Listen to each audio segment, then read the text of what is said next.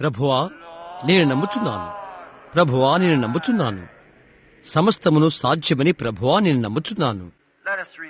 ఒక క్షణం మనం నిలబడి తల్ల ఉంచుకుందాము. ప్రభుని యేసు, మేము నమ్మి ఉన్నామని ఇది పాడుట వలన అనుకుతో కూడిన మా పద్ధతి ద్వారా నీకు తెలియపరచ ప్రయత్నం చేస్తున్నాము. ప్రభువా, నీ యొక్క వాక్యంలో ఉండి మాకు ఏదైతే అవసరమైనదో అది మాకు అనుగ్రహించుటకై నీవు జీవపు రొట్టెను విరుచుట కొనసాగించుచునే ఉండుమని మేము ప్రార్థన చేస్తున్నాము. యేసు నామములో అది అడుగుచున్నాము. ఆమేన్. మీరు కూర్చునవచ్చును. ఇది ఖచ్చితమని నేను అనుకుంటున్నాను.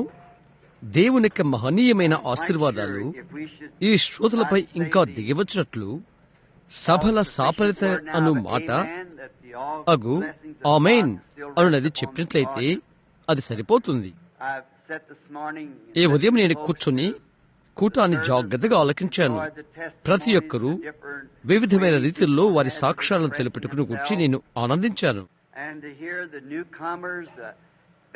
కొత్తగా వచ్చిన వారు దాన్ని కొంచెం తప్పుగా తలంచినందుకు ఇక్కడికి వచ్చి క్షమాపణ అడిగిన బాప్టిస్టు సహోదరుడు చెప్పినది విన్నాను. కాబట్టి ఆ మానవతను నేను శ్లాఘిస్తున్నాను. ఒక మానవుడే రాగలుగుతాడు, లేదా ధీరుడైన పురుషుడవుతాడు కూడా. అతడు తాను తప్పు చేశానని తాను తలంచినట్లయితే అతడు ఖచ్చితంగా నన్ను క్షమాపణ అడగలేదు. అతడు క్షమాపణ చెప్పినది నాకు కాదు, అది దేవునికి. కనుక నేనది అభినందిస్తున్నాను. అవును, దేవుడు మన సహోదరుని దీవించును. అతడు సువార్తికులైన సహోదరుడు. ఆ బాప్టిస్ట్ అతను నాకు నేనుగా బాప్టిస్ట్ సంఘానికి చెంది ఉన్నవాడను. తెలుసా, మిషనరీ బాప్టిస్ట్ సంఘం యొక్క సభ్యుడై ఉంటిని నేను ప్రజల మధ్య నుండి బయటకు వచ్చినప్పుడు నీవు ఎలాగ భావిస్తావో నాకు తెలుసు. ఆ విధంగానే నేను భావించాను. నాకేది తెలియనట్లుగా ఉన్నాను. పెంతెకొస్తు చూచుట నా యొక్క మొట్టమొదటి అనుభవము నాకు జ్ఞాపకం ఉన్నది. అది డాగ్ వాగన్, మిషిగన్ లో. నన్ను క్షమించండి, డాగ్ లో చేపల వేటకై నేను ఉంటిని. డాగ్ లో నుండి వచ్చుచు ఇండియానాకు వచ్చుచు ఉంటిని. కనుక కార్లు మొదలైనవి వాటి మీద అంతటా యేసు అను పేరును నేను చూశాను. ఆ రోజు వారి కూటాల్లోని ప్రసంగాలు విన్నాను. తర్వాత రోజు వారు నన్ను కొన్ని మాటలు చెప్పుటకు వేదికపైకి రమ్మన్నారు. నేను అలాగే చేశాను. ఏ సంఘానికి నేను చెందానో వారు నన్ను అడిగారు. నేను బాప్టిస్ట్ అని వారికి చెప్పాను.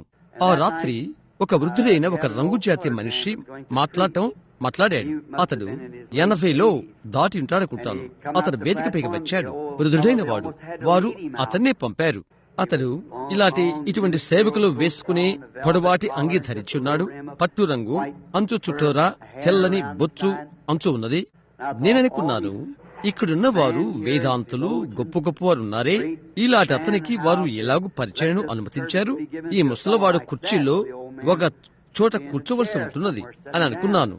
యేసు భూమిపైన ఏమేమి చేశాడో దాన్ని ఆ పగలంతా వారు మాట్లాడారు.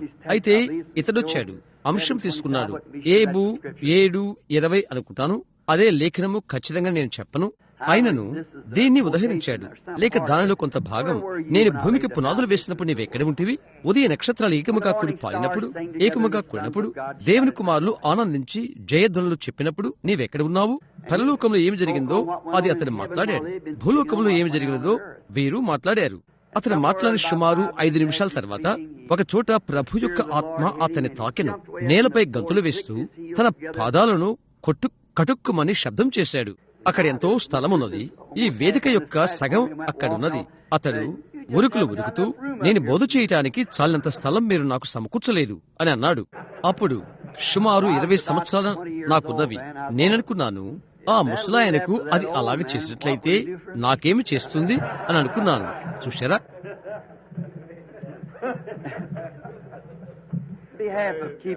మన యొక్క క్రొత్త సహోదరులకు ప్రతిదీ క్రమంగా ఉంచుట కొరకై మనం నిజంగా మన యొక్క సహవాసంలోకి ఆహ్వానిద్దాము. ఇక్కడ ఒక పూజారి ఒకరు కూర్చున్నాడని వారు ప్రకటన చేశారని నేను అనుకుంటున్నాను. ఐరిష్ వాడినై ఉండి నా యొక్క ప్రజలు కథోలిక్కులు కాబట్టి అక్కడ 2 కంటే ఎక్కువ మంది ఉన్నారు. బాప్టిస్టు రకరకాలైన వారు. కొంచెం సేపు క్రితము మీరు కొద్దిగా తబ్బిబులై ఉండవచ్చును. దాని గురించి ఏ ఒక్క సహోదరుడు మాట్లాడకుండా ఉండుట నేను గమనించాను. కానీ నేను ఇది చలిసేయుటకు ప్రయత్నించదనని తలంచాను. సహోదరు షెకారియన్ మొదటి వర్తమానికుడు ఆనందముతో ఎంతగానో నిండిపోయిన తర్వాత ప్రభు యొక్క రాకడ ఎంతో సమీపంగా ఉందని ఎరిగిన వాడై మనకై అతడు భాషలతో మాట్లాడాను. దానికి అనువాదం చెప్పుటకు మనకు అనువాదికులున్నారు. లేఖనము దాని గురించి చెప్తుంది, అనువాదికులు లేనట్లయితే వారు నిశ్శబ్దముగా ఉండవలెను అని. అయితే వారు భాషలతో మాట్లాడినట్లయితే తరువాత దానికి అర్థం చెప్పాలి. అది ప్రవచనం అవుతుంది. కాబట్టి కొద్దిగా గజిబిజి, ఇద్దరు ఒకేసారి. అది కొద్దిగా కూడా గజిబిజి కాదు, చూశారా? ఎందుకనగా అందులో ఒకరు అనువాదం చెప్పుచున్నారు, మరొకరు ప్రవచించుచున్నారు. మనకు సహోదరులు అర్థం చేసుకున్నారని నేను అనుకుంటాను. వారు అర్థం చేసుకున్నట్లయితే, ఎందుకంటే అందులో ఒకరు సరిగా ఎచ్చుచున్నారు. ఒక్కొక్కరి కాల వ్యవధి మీరు గమనించారా? మరొకరు ఎంతగానో తాను నింపబడి దేవుని యొక్క ఆత్మ ఒకరి ద్వారా మాట్లాడుచున్నాడు. అర్థం చెప్పుట మరొకరు అర్థం చెప్పుచున్నాడు. తద్వారా అది విషదంగా ఉన్నట్లుగా కొన్నిసార్లు ప్రకృతి సంబంధమైన మనిషికి మన యొక్క ప్రశస్త సహోదరుడు ఈ ఉదయం క్షమాపణ కోరినట్లుగా ఉంటుంది. అర్థం చేసుకునే వ్యక్తికి కొంచెం గందరగోళంగా ఉంటుంది. అయితే ఎవరైతే లోపల ఉన్నారో, యుద్ధ వీరులమైన మనము లోపల ఉన్నాము. ఇవేంటో మనమది అర్థం చేసుకుంటాము. కనుక కేవలము తలంపు కోసము అది సరి అంటే దాన్ని గురించి కొంత చెప్తాను.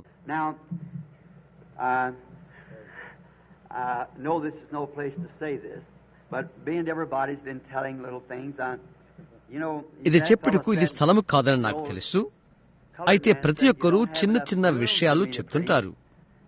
అతడు ఆ రంగుజాతి మనిషి చెప్పాడు తెలుసా, నేను మాట్లాడటానికి తగినంత స్థలము మీరు ఇవ్వలేదు అని అన్నాడు. మాట్లాడటకు చాలినంత సమయము మీరు ఇవ్వటం లేదు, లేదా చాలా వివరంగా మాట్లాడటకు సమయం ఇవ్వట్లేదు. ఒక దినాన ఒక దైవసేవకుడు వచ్చాడు ఒక సంఘానికి. అతను 20 సంవత్సరముల నుండి సంఘ కాపరిగా ఉంటున్నాడు. అతను తన యొక్క సంఘములో ఖచ్చితంగా ఆదివారం ఉదయం 30 నిమిషాలే మాట్లాడతాడు. అతడు అన్నాడు, ఈ ఆదివారం ఉదయం 3 గంటలు మాట్లాడాను. కాబట్టి సంఘ పరిచారకుల బోర్డు అతని లోపలికి పిలిపించి, సంఘ కాపరి గారు, నిజంగా నిన్ను మేము అభినందిస్తున్నాము అని చెప్పారు. ఇంకా అన్నారు, నీవు బైబిల్ కొరకును దాని యొక్క హక్కుల కొరకును నిలబడతావని మాకు ఎల్లప్పుడూ తెలుసు. ఆ తర్వాత వారన్నారు, మేము దేవుని ఎదుట పవిత్రంగా నిర్మలంగా ఉండు కొరకై నీవెల్లప్పుడూ మమ్మల్ని సరిచేస్తావు. మేము నిన్ను అభినందిస్తున్నాము. నీవు దేవుని సేవకుడమని మేము నమ్ముతున్నాము. ఈ ఉదయం వర్తమానం మేము నిజంగా శ్లాఘించాము. అయితే వారన్నారు, అయితే అక్కడ ఒక విషయం మేము అడగాలనుకుంటున్నాం. ఇంకా చెప్పారు, మేము నీకు కాల పరిమితిని ఇచ్చాము, ఒక సంఘ పరిచారకుల బోర్డుగా అని వారన్నారు. ఇంకా చెప్పారు, ప్రతి ఒక్క ఆదివారం ఉదయం నీవు ఖచ్చితంగా 30 నిమిషాలే మాట్లాడతావు. మరి ఈరోజు 3 గంటలు అన్నారు. మేము ప్రతి ముక్కను అభినందిస్తున్నాము. అది మంచిదే. ఆ వృద్ధుని సంతోషపడుతున్నగా చేసినట్లుగా ఉంది. మీరు చూశారా? అతను చెప్పాడు, సరే సహోదరులారా, అది ఎలాగ జరిగిందో మీకు చెప్తాను అన్నాడు. ప్రతి ఆదివారము నేను వేదిక ఎద్దుకు వెళ్ళినప్పుడు ఇలా చెప్తున్నాను. ప్రతి ఆదివారము వేదిక ఎద్దుకుని వెళ్ళినప్పుడు నా నోట్లో చిన్న తీయటి బిళ్ళలు పెట్టుకునేవాడను. ఇంకా చెప్పాడు, నేను దాన్ని చీకుతూ ఉంటాను. చెప్పాడు, తీయటి బిళ్ళ అయిపోతే అది 30 నిమిషాలు మాత్రమే పడుతుంది. ఇంకా అన్నాడు, అప్పుడు బోధను నిలిపివేస్తాను. అతడు అన్నాడు, ఈ ఉదయం ఏం జరిగిందో తెలుసా? అది కొద్దిగా ఎక్కువ సమయమైందని అనుకున్నాను. అది బయటకు ఊశాను. నా నోట్లో గుండి పెట్టుకున్నాను.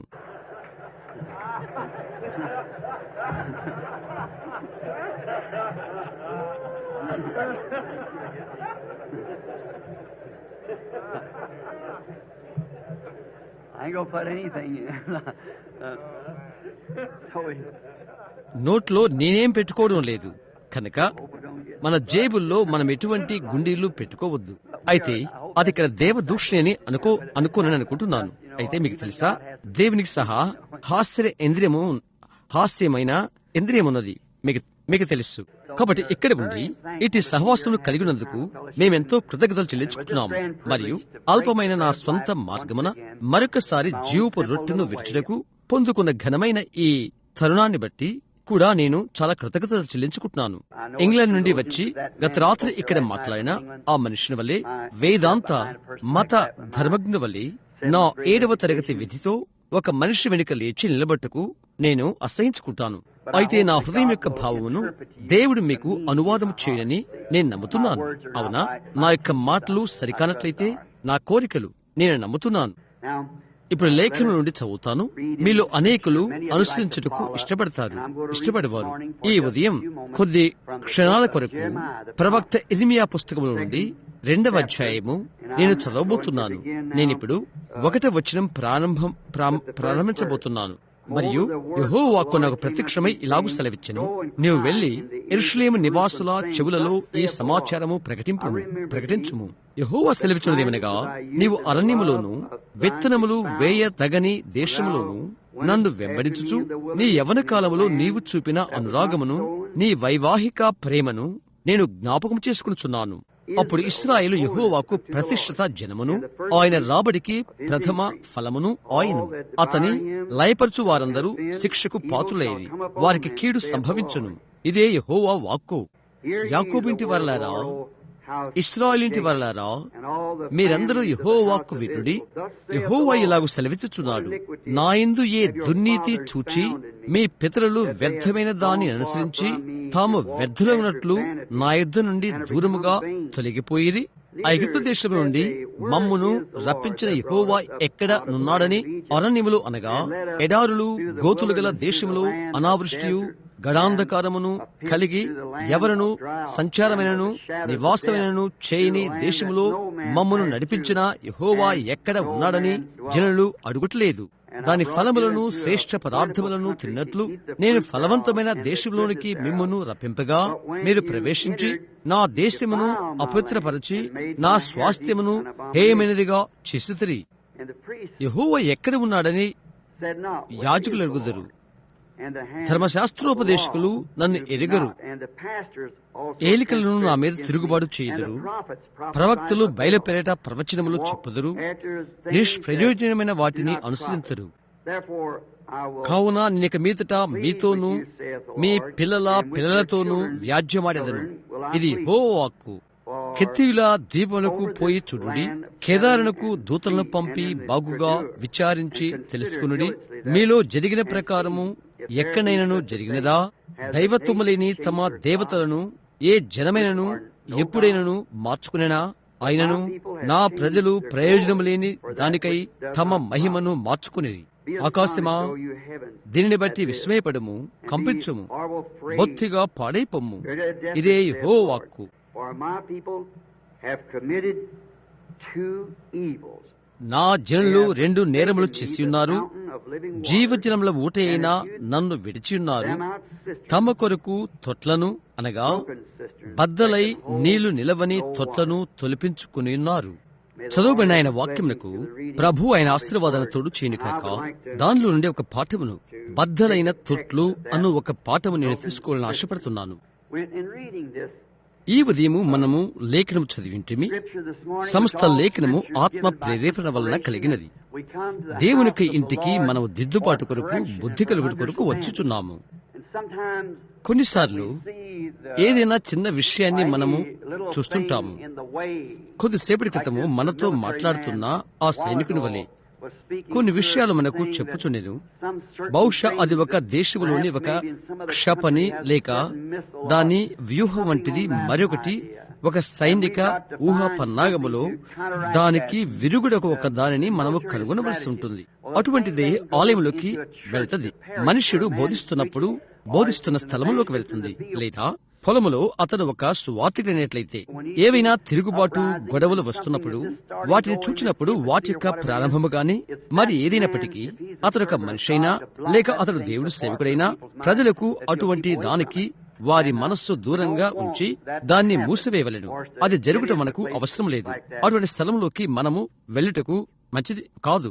సరే, ఇప్పుడు ఇక్కడ ఇర్మియా కాలంలో, అతని ప్రవచన కాలంలో యెషయా మరణమైన తర్వాత అది సుమారు 60 సంవత్సరాలైనది. ముఖ్యుడైన ప్రవక్త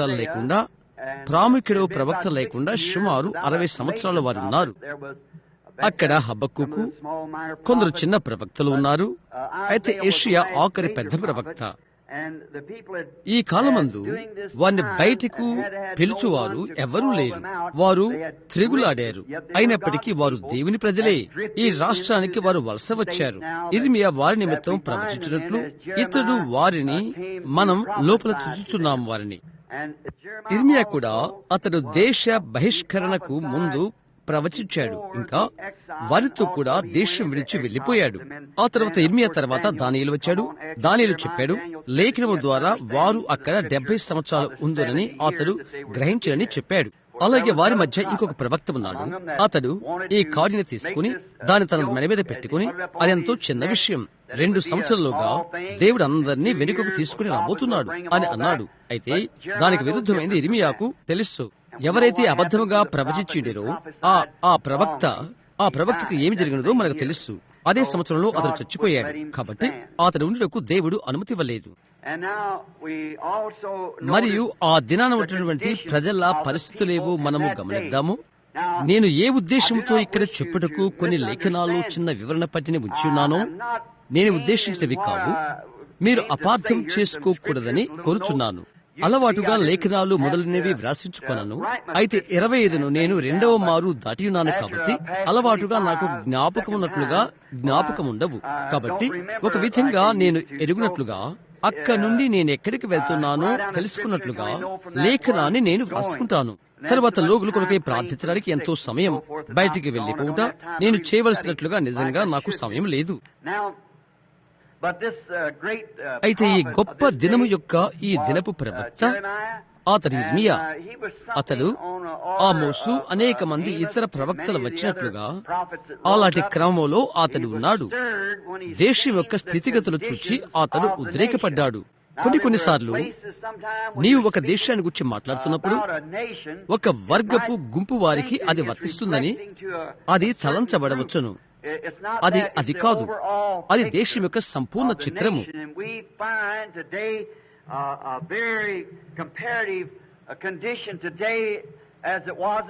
ఇర్మియా దినాలలో అది ఎలాగున్నదో ఈనాటి స్థితిగతులకు అది చాలా పోలికగా ఉన్నట్లు మనం చూస్తున్నాము. దేశమంతా కొద్దిగానో మరింతగానో విగ్రహారాధనలకు వెళ్లిపోయినది. ఒక విధంగా దేవునికి దూరంగా వెళ్లిపోయిందని చెప్తాను. అలాగే చేయడం ద్వారా అది వేదిక యొక్క బలహీనత అవుతుంది. ఎందుకంటే వేదిక క్రమములో ఉన్నట్లయితే మరియు దేవుని వాక్యముతో ఉండినట్లయితే ఇక్కడ దేవుడు ఎలాగూ కదలుచున్నాడో ఆయన ప్రతి ఒక్క సంఘములో కూడా అలాగే ఉంటాడు. అయితే దానికి దూరంగా వారు నడిచారు, దూరంగా వారు నడిపించారు. అటు దానికి నేను ఈ ఉదయం మాట్లాడుటకు ఆశపడుతున్నాను. అది అన్ని కళలో కూడా నిజమేనని మనం తెలుసుకుంటున్నాము. అతడు ఆమోస్ అనుకుంటారు. కొద్దిసేపటి క్రితము నేను అతన్ని వివరణ ఇచ్చినట్లుగా అతడు చెప్పాడు, నేను ప్రవక్తని కాదు, ప్రవక్త కుమారుని కాదు అని చెప్పాడు. అయితే అతడు చెప్పాడు, సింహము గర్జించగా భయపడిన వాడెవడు అని. అరణ్యములో అసలైన సింహం యొక్క గర్జన ఎప్పుడైనా ఎవరైనా విన్నట్లయితే ఇక్కడ చుట్టూ బోనుల్లో మీరు వినేవి కేవలం పెళ్లి కూతులు మాత్రమే. అయితే అడవులలో ఒకటి గర్జిస్తే ప్రతి ఒక్కటి నిశ్శబ్దమైపోవలసిందే. వాటిని వేటాటి కొరకై నేను అడవుల్లో పండుకున్నాను. అతడు మృగాలకు రాజు. ఆ సింహం గర్జించినప్పుడు చివరకు కందరికి సహా అరుపులను నిలిపివేస్తుంది. ప్రతిదీ కూడా నక్కలు, గురిపోతులు అరుపులు అరుస్తవి. మిగతా జంతువులు, కోతులు, జిరంగులు, కొండజాతి కోతులు వాటి యొక్క పెద్ద అరుపులు నిన్న గూర్చి నీవు చేస్తే నీకు వినబడదు. అయితే కొద్ది దూరంలో సింహం గర్జించితే ప్రతి కందరిగా అరుపులు నిలిపివేస్తుంది. చూశారా, ప్రతిదీ దానికి భయపడుతుంది. అయినను అతని చంపగలవి అనేకములున్నవి. అయితే అతని మృగరాజుగా గుర్తించబడ్డాడు. అతడు చెప్పాడు, సింహము గర్జించగా భయపడిన వాడెవడు? అతడు చెప్పాడు, దేవుడు మాట్లాడగా ప్రవచింపని వాడెవడు? ఆ స్థితి తిరిగి ఈనాటి సవాళ్లు ఎదుర్కొంటుందని నేను అనుకుంటున్నాను. దేవుడు మాట్లాడాడు. చూశారా, గోడ మీద చేవరాతను మనం చూస్తున్నాము. మనము కడవరి కాలంలో ఉన్నామని ప్రవచించుటకు ఇదెంతో సులభము. ప్రతి ఒక్క సంఘశాఖ యొక్క భాగం నుండి కత్తోలిక విశ్వాసం మొదలు ప్రొటెస్టాంట్ సంఘాల వరకు, బౌద్ధుడు, ఇంకా ఇండియా నుండి ఇంకా ఏమున్నవో ప్రతి చోట నుండి దేవుని చూస్తున్నాము. ఆయన ప్రజలను కలిసి పిలుచుచున్నాడు, వారిని కూటమి చేస్తున్నాడు. అందుకొరకు నేనెంతో ఆనందంగా ఉన్నాను. ఈ రోజు వచ్చు చురుట చూచి నేను సంతోషిస్తున్నాను. అది ఘనమైన దినము, మహా గంభీరమైన తరుణాల్లో ఒకటి. అది నేనది కలిగి ఉన్నట్లయితే, ఈ లోకమున్నదని ముందుగా నేను ఎరిగినట్లయితే, దేవునికి భాగమైన ఆత్మలు మనమైనప్పుడు జగత్పునాదికి మునిపే ఆయనతో కూడా ఉండి ఉంటివి. ఎందుకనగా నిత్య జీవము యొక్క ఒకే రూపము ఉన్నది, అది దేవుడు. మనము ఆయన యొక్క భాగము. మనము ఎరగవలసినవి, మనము తలంచవలసినవి ఒక ఉనికి ఉండి మనకేమీ ఎక్కువ లేదు. అయితే భూమికి పునాదులు వేయబడక మునిపే మనం ఆయన తలంపుల్లో ఉన్నాము. ఎందుకనగా మనము ఆయన యొక్క భాగమై ఉన్నాము. నా కుమారుడు నాలో భాగమైనట్లుగా, నా తండ్రిలో నేను భాగమైనట్లుగా అలాగున్నాను. ఆయన యొక్క భవిష్యత్ జ్ఞానాన్ని బట్టి మనము దేవుని యొక్క కుమారులము, కుమార్తెలమై ఉన్నాము. అక్కడ వెనకాల ఇప్పుడు నేను ఎరిగి ఉన్నట్లయితే కాలం యొక్క సమస్త వైశాల్యమును నేను చూచినుండేవాడును. ఏ కాలములో నీవు నివసించాలని అనుకుంటున్నావు అని ఆయనను అడిగేవాడు. ఇప్పుడున్న ఇదే సమయం అని నేను చెప్తాను. ప్రపంచ చరిత్ర యొక్క అంతం యొక్క సాయంత్రం భూమిపైన స్థాపించబడు దేవుని రాజ్యం యొక్క ముందు కాలం ఇది. అన్ని కాలముల్లోని మహామహిమ గల సమయము ఇదేనని, ఇప్పుడేనని నేను నమ్ముతున్నాను. మనం ఇక్కడ చూస్తున్నాము, దేవుడు ప్రవక్తను ఏర్పరిచి అతన్ని పంపించినప్పుడు ప్రవక్త ద్వారా ఇశ్రాయేలు నేరం మోపబడుచున్నారు. రెండు ప్రాముఖ్యమైన పాపముల వలన వారు నేరము మోపబడుచున్నారు. వారు చేసిన ఆ రెండు విషయాల గురించి మనం మాట్లాడుకుందాము. అందును బట్టి దాని వలన మనం అభివృద్ధి చెందుతాము. జీవజలముల ఊట అయిన దేవుని వారు విడిచియున్నారు, తమ కొరకు తొట్లను తొలగించుకుని ఉన్నారు. దేవుడు వారికి అనుగ్రహించిన దాని నుండి తొలగిపోయి వారికై వారు తయారు చేసుకున్న వారి కొరకై తొలగించుకున్నారు. మీరు గ్రహిస్తే ఈ తొట్లు అవి పగిలిపోయినవి, కారిపోతవి. బద్దలైన తొట్టిలో నీళ్లు నిలవలేవు, అవి కారిపోతవి. నేను పొలములో పెరిగాను. పాతబడిన తొట్టి అనగా ఏంటో నాకు తెలుసు. అందులో ఉంచడం కష్టతరము. ఈ కాల్చున్న తొట్టి ఈ దినానికి ఒక మంచి చిత్రపటమని నేను తలస్తున్నాను.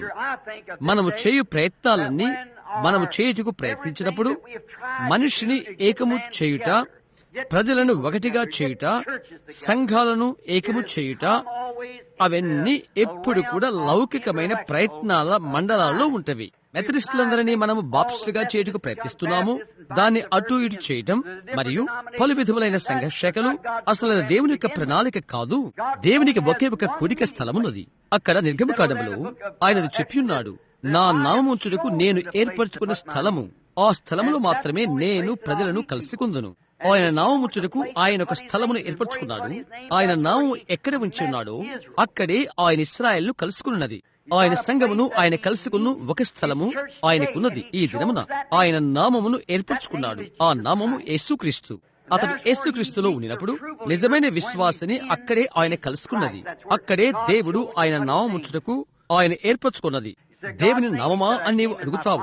ఆయన చెప్పాడు, నా తండ్రి నామమున వచ్చిన్నాను కనుక అక్కడే దేవుడు ఆయన నామం ఉంచున్నది. క్రీస్తులో చిందించబడిన రక్తం క్రింద క్రీస్తులో మనమందరము కలుసుకునేది. అక్కడే నిజమైన సత్యమైన సహవాసముండును. ఆయన మనిషిని ఎక్కడ కలుసుకునో అటు ఏదైనా తోటలో ఆదిలో దేవుడు ఆయన ప్రణాళికను తయారు చేశాడు. అది లౌకికమైన జ్ఞానం పైన కాదు. అది అలాగైతే హవ్వ ఆయన యొక్క ప్రణాళిక వరుసలో ఖచ్చితంగా ఉండేది. అయితే సాతాను యొక్క లౌకికమైన అభిప్రాయమును ఆమె అంగీకరించినదని మనకు తెలుసు. నిజం, దేవుడు చేయడు. అయితే దేవుడు చెప్పాడు ఆయన చేస్తాడని. కాబట్టి ఆయన విమోచన స్థలమును ఆయన ఏర్పరచుకున్నాడు. అది రక్తము ద్వారానే, కానీ లౌకికమైన అభిప్రాయాన్ని బట్టి కాదు. కాబట్టి మనం కేవలము గాలిని కొడుతున్నాము. అది కేవలము మానవ స్వభావము. ప్రజలు అది చేయుటకు ప్రయత్నము చేయుట. మనకి సమయం ఉన్నట్లయితే మనము చాలా ముక్కలుగా దాన్ని పగలగొట్టగలము. అయితే ఆ గుండి నాకు అవసరం లేదు. కాబట్టి సాధ్యమంత మట్టుకు దానిని సంక్షిప్తము చేయ ప్రయత్నం చేద్దాము. కారుతున్న తొట్లు, పగిలిన తొట్లు, అది నిర్దిష్టంగా మరలా సంభవించిందని మనము తెలుసుకున్నాము. మనము జీవించుచున్న ఈ కాలంలో మన యొక్క ప్రయత్నాలన్నింటిలో అది సాక్షాత్తు చిత్రపటమే అవుతున్నది. ఏ దైవసేవకుడైనా చేయు ప్రతి ఒక్క ప్రయత్నానికి ఉదాసీనత ఏమీ లేదు. యేసుక్రీస్తు నామమునకు సమతలము కాదు, గౌరవములోను పూజనీయతలోను ఆయన నామమును ఆయన పెట్టుటకు గౌరవించవలసి ఉన్నది. ఈ కడవరి దినాలలో భూమిని దాటి వెళ్తున్న గంభీరమైన సవార్థిక పద్ధతులు ఉన్నవి. అయినను యేసుక్రీస్తు రక్తము కిందకు వారిని మనము తెచ్చు వరకు ఒక్క హృదయములోనికి ప్రజలను మనము తీసుకుని రాలేము. ఎప్పటికైనా మనము క్షేమంగా ఉండు ఒకే ఒక స్థలము అదే. అక్కడ పైన తూర్పు ప్రాంతాన కొద్ది కాలం క్రితం ఒకరు నన్ను పిలిచి ఇలాగన్నారు, సహోదరు బ్రహ్యాం, నీవు అరిజోనాకు కథలు వెళ్ళావని విన్నాను. ఎక్కడైతే క్షేమం ఉన్నదో అక్కడ నీవు స్థలం ఏర్పరచుకున్నావని విన్నాను. వర్తమానం ఏ విధంగా వచ్చిందో మీకు తెలిసినట్లుగా అలాస్కాలో ఏమి జరిగిందో ప్రభువు నాకు చెప్పాడు. అది ఏ విధముగా కాలిఫోర్నియా గుండా వెళ్లేది చెప్పాడు. అది అలాగే ఉన్నది.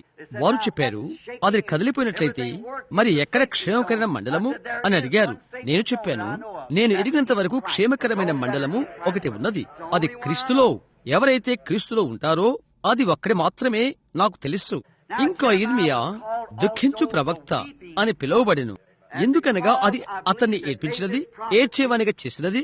ఎందుకనగా అతని ప్రవక్త ఉండగా ప్రభు యొక్క వాక్యము అట్టివారి యొద్దకు వస్తుంది.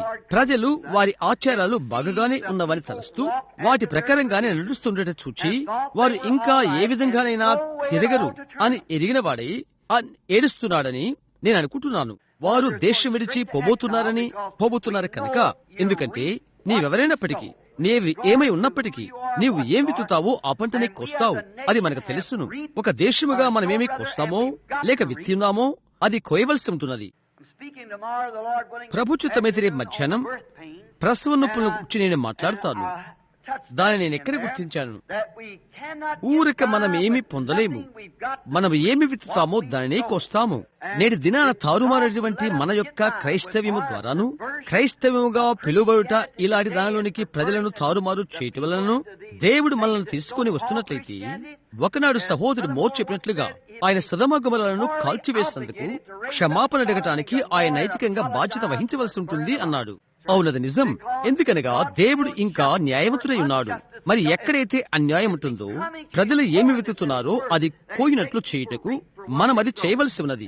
ఆయన పరిశుద్ధతకు, ఆయన వాక్యమునకు అది మారుతుంది. ఆయన వారు విసర్జించున్నారు. జీవ జలముల ఊట అయినా ఆయన విసర్జించారు.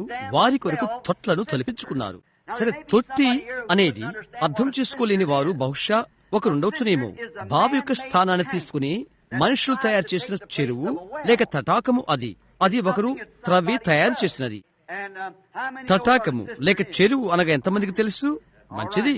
సరే, చాలా మంది గ్రామ ప్రజలు ఈ ఉదయం ఇక్కడ ఉన్నారు. ఒక స్థలంలో ఉన్న ఒక పాత చెరువు, ఒక తొట్టి నాకు జ్ఞాపకం ఉంది. అది ఎలాగుంటుందో చూశాను. అలాంటి దాని నుండి నీళ్లు త్రాగటకు నేను ఎప్పుడు భయపడేవాడను.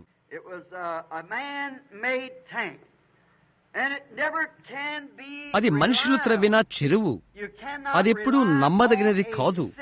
నీవు చెరువును నమ్ముకోలేవు. మనుషుడు ఏది చేసినప్పటికీ అది ఎప్పుడు కూడా మంచిది కాదు. అయితే ప్రభు కాలమును ఘటనాచక్రంలో ఉంచాడు. భూమి చుట్టూ తిరుగుతుంది. ప్రతి సంవత్సరము, ప్రతి సమయము అది దాటుతున్నప్పుడు, ప్రతిరోజు, ప్రతి గంట సూర్యుడు అస్తమిస్తాడు. అది ఎన్నడూ అంతరించదు. అయితే చాలా శ్రేష్టమైన గడియారాలు మనం తీసుకుంటాము. చాలా సార్లు నెల రోజుల సమయంలోనే సందేహం లేకుండా పాడవుతేవి అవి. అయితే చూడు, దేవుడు చేసిన ప్రతిదీ పరిపూర్ణమైనది. మనుషుడు చేసినది అది అసంపూర్ణమైనది. కాబట్టి నీకు సంపూర్ణమైనది ఉన్నప్పుడు ఎందుకని అసంపూర్ణమైన దాన్ని అంగీకరిస్తావు? పెంతెకోస్తు వారమైన మనల గురించి నేను ఎల్లప్పుడూ చెప్తుంటాను. మనకు తెలుసు, బహుశా మనము దేవుని యొక్క క్రమములో బయట లేము. మనము నమ్మము. అయితే మనలో మరొకరిని అనుకరణ చేయు ఉన్నారని కూడా మనం ఎరగవలసి ఉన్నది. అది కేవలం మానవత్వము. అది చేయుటకు వారు ప్రయత్నం చేస్తారు. బైబిల్ గ్రంథంలో వారు చేశారు. నేను పౌలు వాడను, నేను శీల వాడను, అలాగూ చేశారు. అయితే ఒకరు ఏది చేశారో లేక చేయుచున్నారో దాన్ని అనుకరణ చేయుటకు వారు ప్రయత్నించారు. అయితే ఆకాశం నిండుగా నిజమైన విషయాలుండగా, వాగ్దానం మీకు మీ పిల్లలకు చెందును అని చెప్పబడుచుండగా, అబద్ధపు అనుకరణ మీరెందుకు అంగీకరిస్తారు? వ్యత్యాసకరమైన ఒకదాన్ని మనమెందుకు అంగీకరించవలను? బైబిల్ గ్రంథము కలుషితము లేని దేవుని వాక్యమే అన్నప్పుడు ఎందుకు మనము పాత పాఠాలను లేక మూఢ సిద్ధాంతాలను తీసుకోవాలి? ప్రకటన 22:18లో దానిలో నుండి ఒక్క మాటను తీసివేసినప్పటికీ లేక ఒక్క మాటను దానికి కలిపినప్పటికీ జీవ గ్రంథములో నుండి అతని భాగము తీసివేయబడనని ప్రభువైన యేసు చెప్పుచుండగా, ఒకటి ఎందుకు కలపాలి? అందులో ఉండి ఒకటి ఎందుకు తీసివేయాలి? మానవ జాతిని భూమి మీద మొదట దేవుడు ఉంచినప్పుడు ఆయన వాక్యము ద్వారా వారు జీవించవాలని ఆయన వారికి చెప్పాడు. దేవుని యొక్క వాక్యము గొలుసు వంటిది. దాంతో నీవు నరకంలోకి వెళ్తావు. దానిక బలహీనమైన కొక్కెము ఎంత బలమైనదో గొలుసు అంతా కూడా అంతే బలమైనది అవుతుంది. దానిలోని ప్రతి ఒక్క మాటను మనము గైకొనవలనని దేవుడు కోరుచున్నాడు. బైబిల్లో మొట్టమొదటిది ఒక వాక్యమును విడగొట్టుట మరణం యొక్క అంధకారంలోకి మానవ జాతిని తీసుకువెళ్ళినది. బైబిల్ మధ్యలో యేసు వచ్చాడు. మనుషుటి వల్ల మాత్రము కాదు గాని జీవించున్నది ప్రతి ఒక్క మాట వలన జీవించును. వాక్యములను కొంత భాగం వలన కాదు, లేక 199 వలన కాదు, అయితే ప్రతి మాట వలన. హవ్వ ఆదాము ఎలాగో అలాగూ. అయితే బైబిల్ ఆఖరిలో ప్రకటన 22:18 ఆయన అది చెప్పాడు. దీనిలో నుండి ఒక మాటను తీసివేసినప్పటికీ, దీనికి ఒక మాటను కలిపినప్పటికీ, దాన్ని గూర్చి దేవుని యొక్క స్వంత ఆలోచనే అదయుండగా, ఇక్కడ ఒకరి యొక్క ఆలోచన కలుపుటకు మనకు అవసరమేంటి? ఆయన చెప్పినదే మనం తీసుకోవలసి ఉన్నది. అది ఇంకా ఇలాగ వ్రాయబడినది, ప్రతి ఒక్కరి మాట అబద్ధం, నాది సత్యము. అదే ఈ ప్రవక్తను కూర్చిన విషయము. ఇర్మియా దినాల్లో అతడు ఒక ప్రవక్త ఉండెను. ప్రభు వాక్యము అతని యుద్ధకు వచ్చెను. ఇతడు దానికి ఒకటి కలుపు చేయ ప్రయత్నం చేశాడు. అయితే అది ఆధారపడేది కాదు. మనము చేయుటకు ప్రయత్నం చేయు ఈ పద్ధతులను మరియు అసలైన దేవుని యొక్క వాక్యములో స్థానము తీసుకుంటకు ఈ తొట్లను, ఈ చెరువులకు నేను పోల్చుచున్నాను. ఎందుకనగా దాని యొక్క స్థానమును ఏది తీసుకోలేదు, అది దేవుడై ఉన్నాడు. ఆదియందు వాక్యముండెను, వాక్యము దేవుని యొద్ద ఉండెను, వాక్యము దేవుడై ఉండెను. ఆ వాక్యం శరీరధారి మన మధ్య నివసించెను. హెబ్రీ 13:8 ఆయన నిన్న నేడు యుగయుగములు ఒక్కడే రీతిగా ఉన్నాడు. దాని నుండి మనం ఎలాగా తుడిచివేయగలము?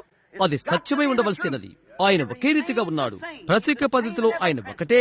ఆ కారణము చేతనే మీరు బాప్టిస్టులు, మెథడిస్టులు, కథోలిక్కులు మరియు ప్రెస్బిటేరియన్లు మొదలగు మీరు ఆనందించున్నారు. ఆ సన్నిధి ఆనందించుచున్నారు.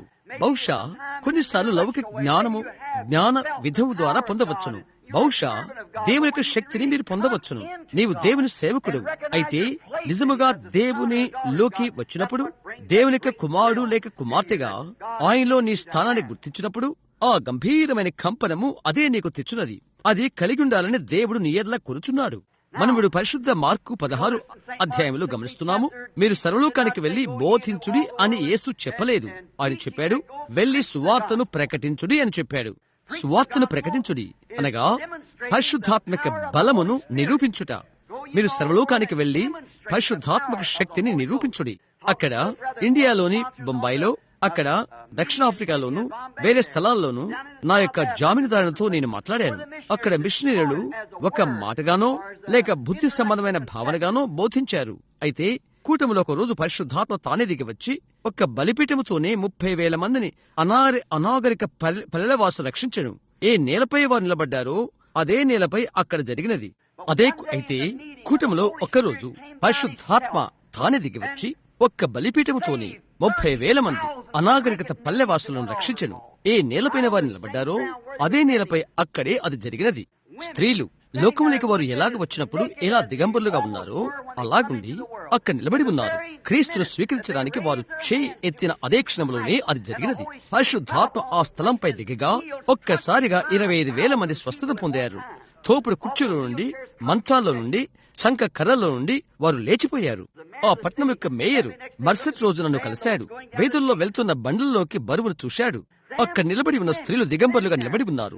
వారు బట్టలు లేకుండా ఉన్నారనే వారికి తెలియదు. అయితే పరిశుద్ధాత్మ వారిని తాకిన వెంటనే వారు చేతులు ముడుచుకుని వారి యొక్క పురుషుల దగ్గర నుండి వారు వెళ్లిపోయారు. నేను ఆశ్చర్యపోతున్నాను. ప్రతి ఒక్క సంవత్సరం మన యొక్క స్త్రీలు మరెక్కువ తీసివేస్తున్నప్పుడు ఏ విధముగా అమెరికా దేశము తనకు తానుగా క్రైస్తవ దేశమని పిలుచుకొని దేవుని యొక్క సన్నిధానంలో ఉండగలదు అని నేను ఆశ్చర్యపడుతున్నాను. మరింత నీ మీద పెట్టవలసి ఉంటుంది, ధరించవలసి ఉంటున్నది. క్రీస్తును ఎక్కువ నీవు ధరించినప్పుడు నీ స్వంత పరిస్థితులకు నీవెంతో ఆత్మచింతన కలిగి ఉండు. వేథల్లో ప్రజలు ప్రవర్తిస్తున్న తీరు నేను చూస్తున్నప్పుడు నిజముగా వారు మంచి మానసిక స్థితిలో ఉన్నారా లేదా అని నేను ఆశ్చర్యపడుతుంటాను. వారది చేస్తున్నప్పుడు వారేమి చేస్తున్నారో అది గ్రహించలేనట్లుగా ఉన్నారా అని అనిపిస్తుంది. నరకంలోకి ఆత్మలు పంపించుటకు దయ్యానికి వారికి వారే ఎరపెట్టుకుంటున్నారు. అవునది నిజం. అయితే లోకము ఇర్మియా దినాల్లో ఎలాగ ఉన్నదో అట్టి భ్రష్టత్వముతో ఉండిపోయినది. తిరిగి తొట్ల యొద్దకు వెళ్దాం, అనగా చెరువుల యొద్దకు వెళ్దాం. ఈ చెరువు దానిపైన ఆధారపడకు వీలుపడదు. ఎందుకనగా అది దానికదే నింపుకోలేదు. దాని నింపుకుంటూ కనుకై స్థానిక వర్షాలపైన అది ఆధారపడవలసి ఉంటున్నది. స్థానిక వర్షాలపైన లేక స్థానిక ఉద్యోగాల కూటాలపైన ఆధారపడవలసి ఉంటున్నది. దాన్ని నింపుకుంటూ కొరకై ఇక్కడ ఒక చిన్న ఉద్యోగ కూటము, అక్కడ ఒక ఉద్యోగ కూటము, లేక ఇంకేదో పెట్టవలసి ఉంటుంది. దాన్ని నింపుకుంటూ కొరకై దానికదే సరిపోనిది, దానికదే నింపుకోలేనిది. అది సరిపోనిది, అది చేయలేదు. అది నింపుటకు వర్షాలపైన ఆధారపడవలసి ఉంటున్నది. తరువాత దానికి నీళ్లు, దానికి చెరువుకు వర్షం ఎలాగ వస్తుందో మనం గమనిద్దాము. పశువుల పాకలో నుండి, దొడ్డిలో నుండి దుమ్ము ధూళి ఎక్కడి నుండి ఊడ్చుకుని వస్తుందో అక్కడి నుండి అది వర్షాల నుండి కొట్టుకుని వచ్చి నేరుగా చెరువులోనికి వస్తవి. మనుషులు తయారు చేసిన తటాకము చెరువు అది ఖచ్చితంగా మరుగుదొడ్డిగానే మారుతుంది. పశువుల కొట్టాల్లో ఉన్న దుర్వాసన ఎక్కడైతే పశువులు కట్టివేస్తారో దాని పైనంతా కడిగివేయబడి అక్కడికి చేరుకుంటుంది.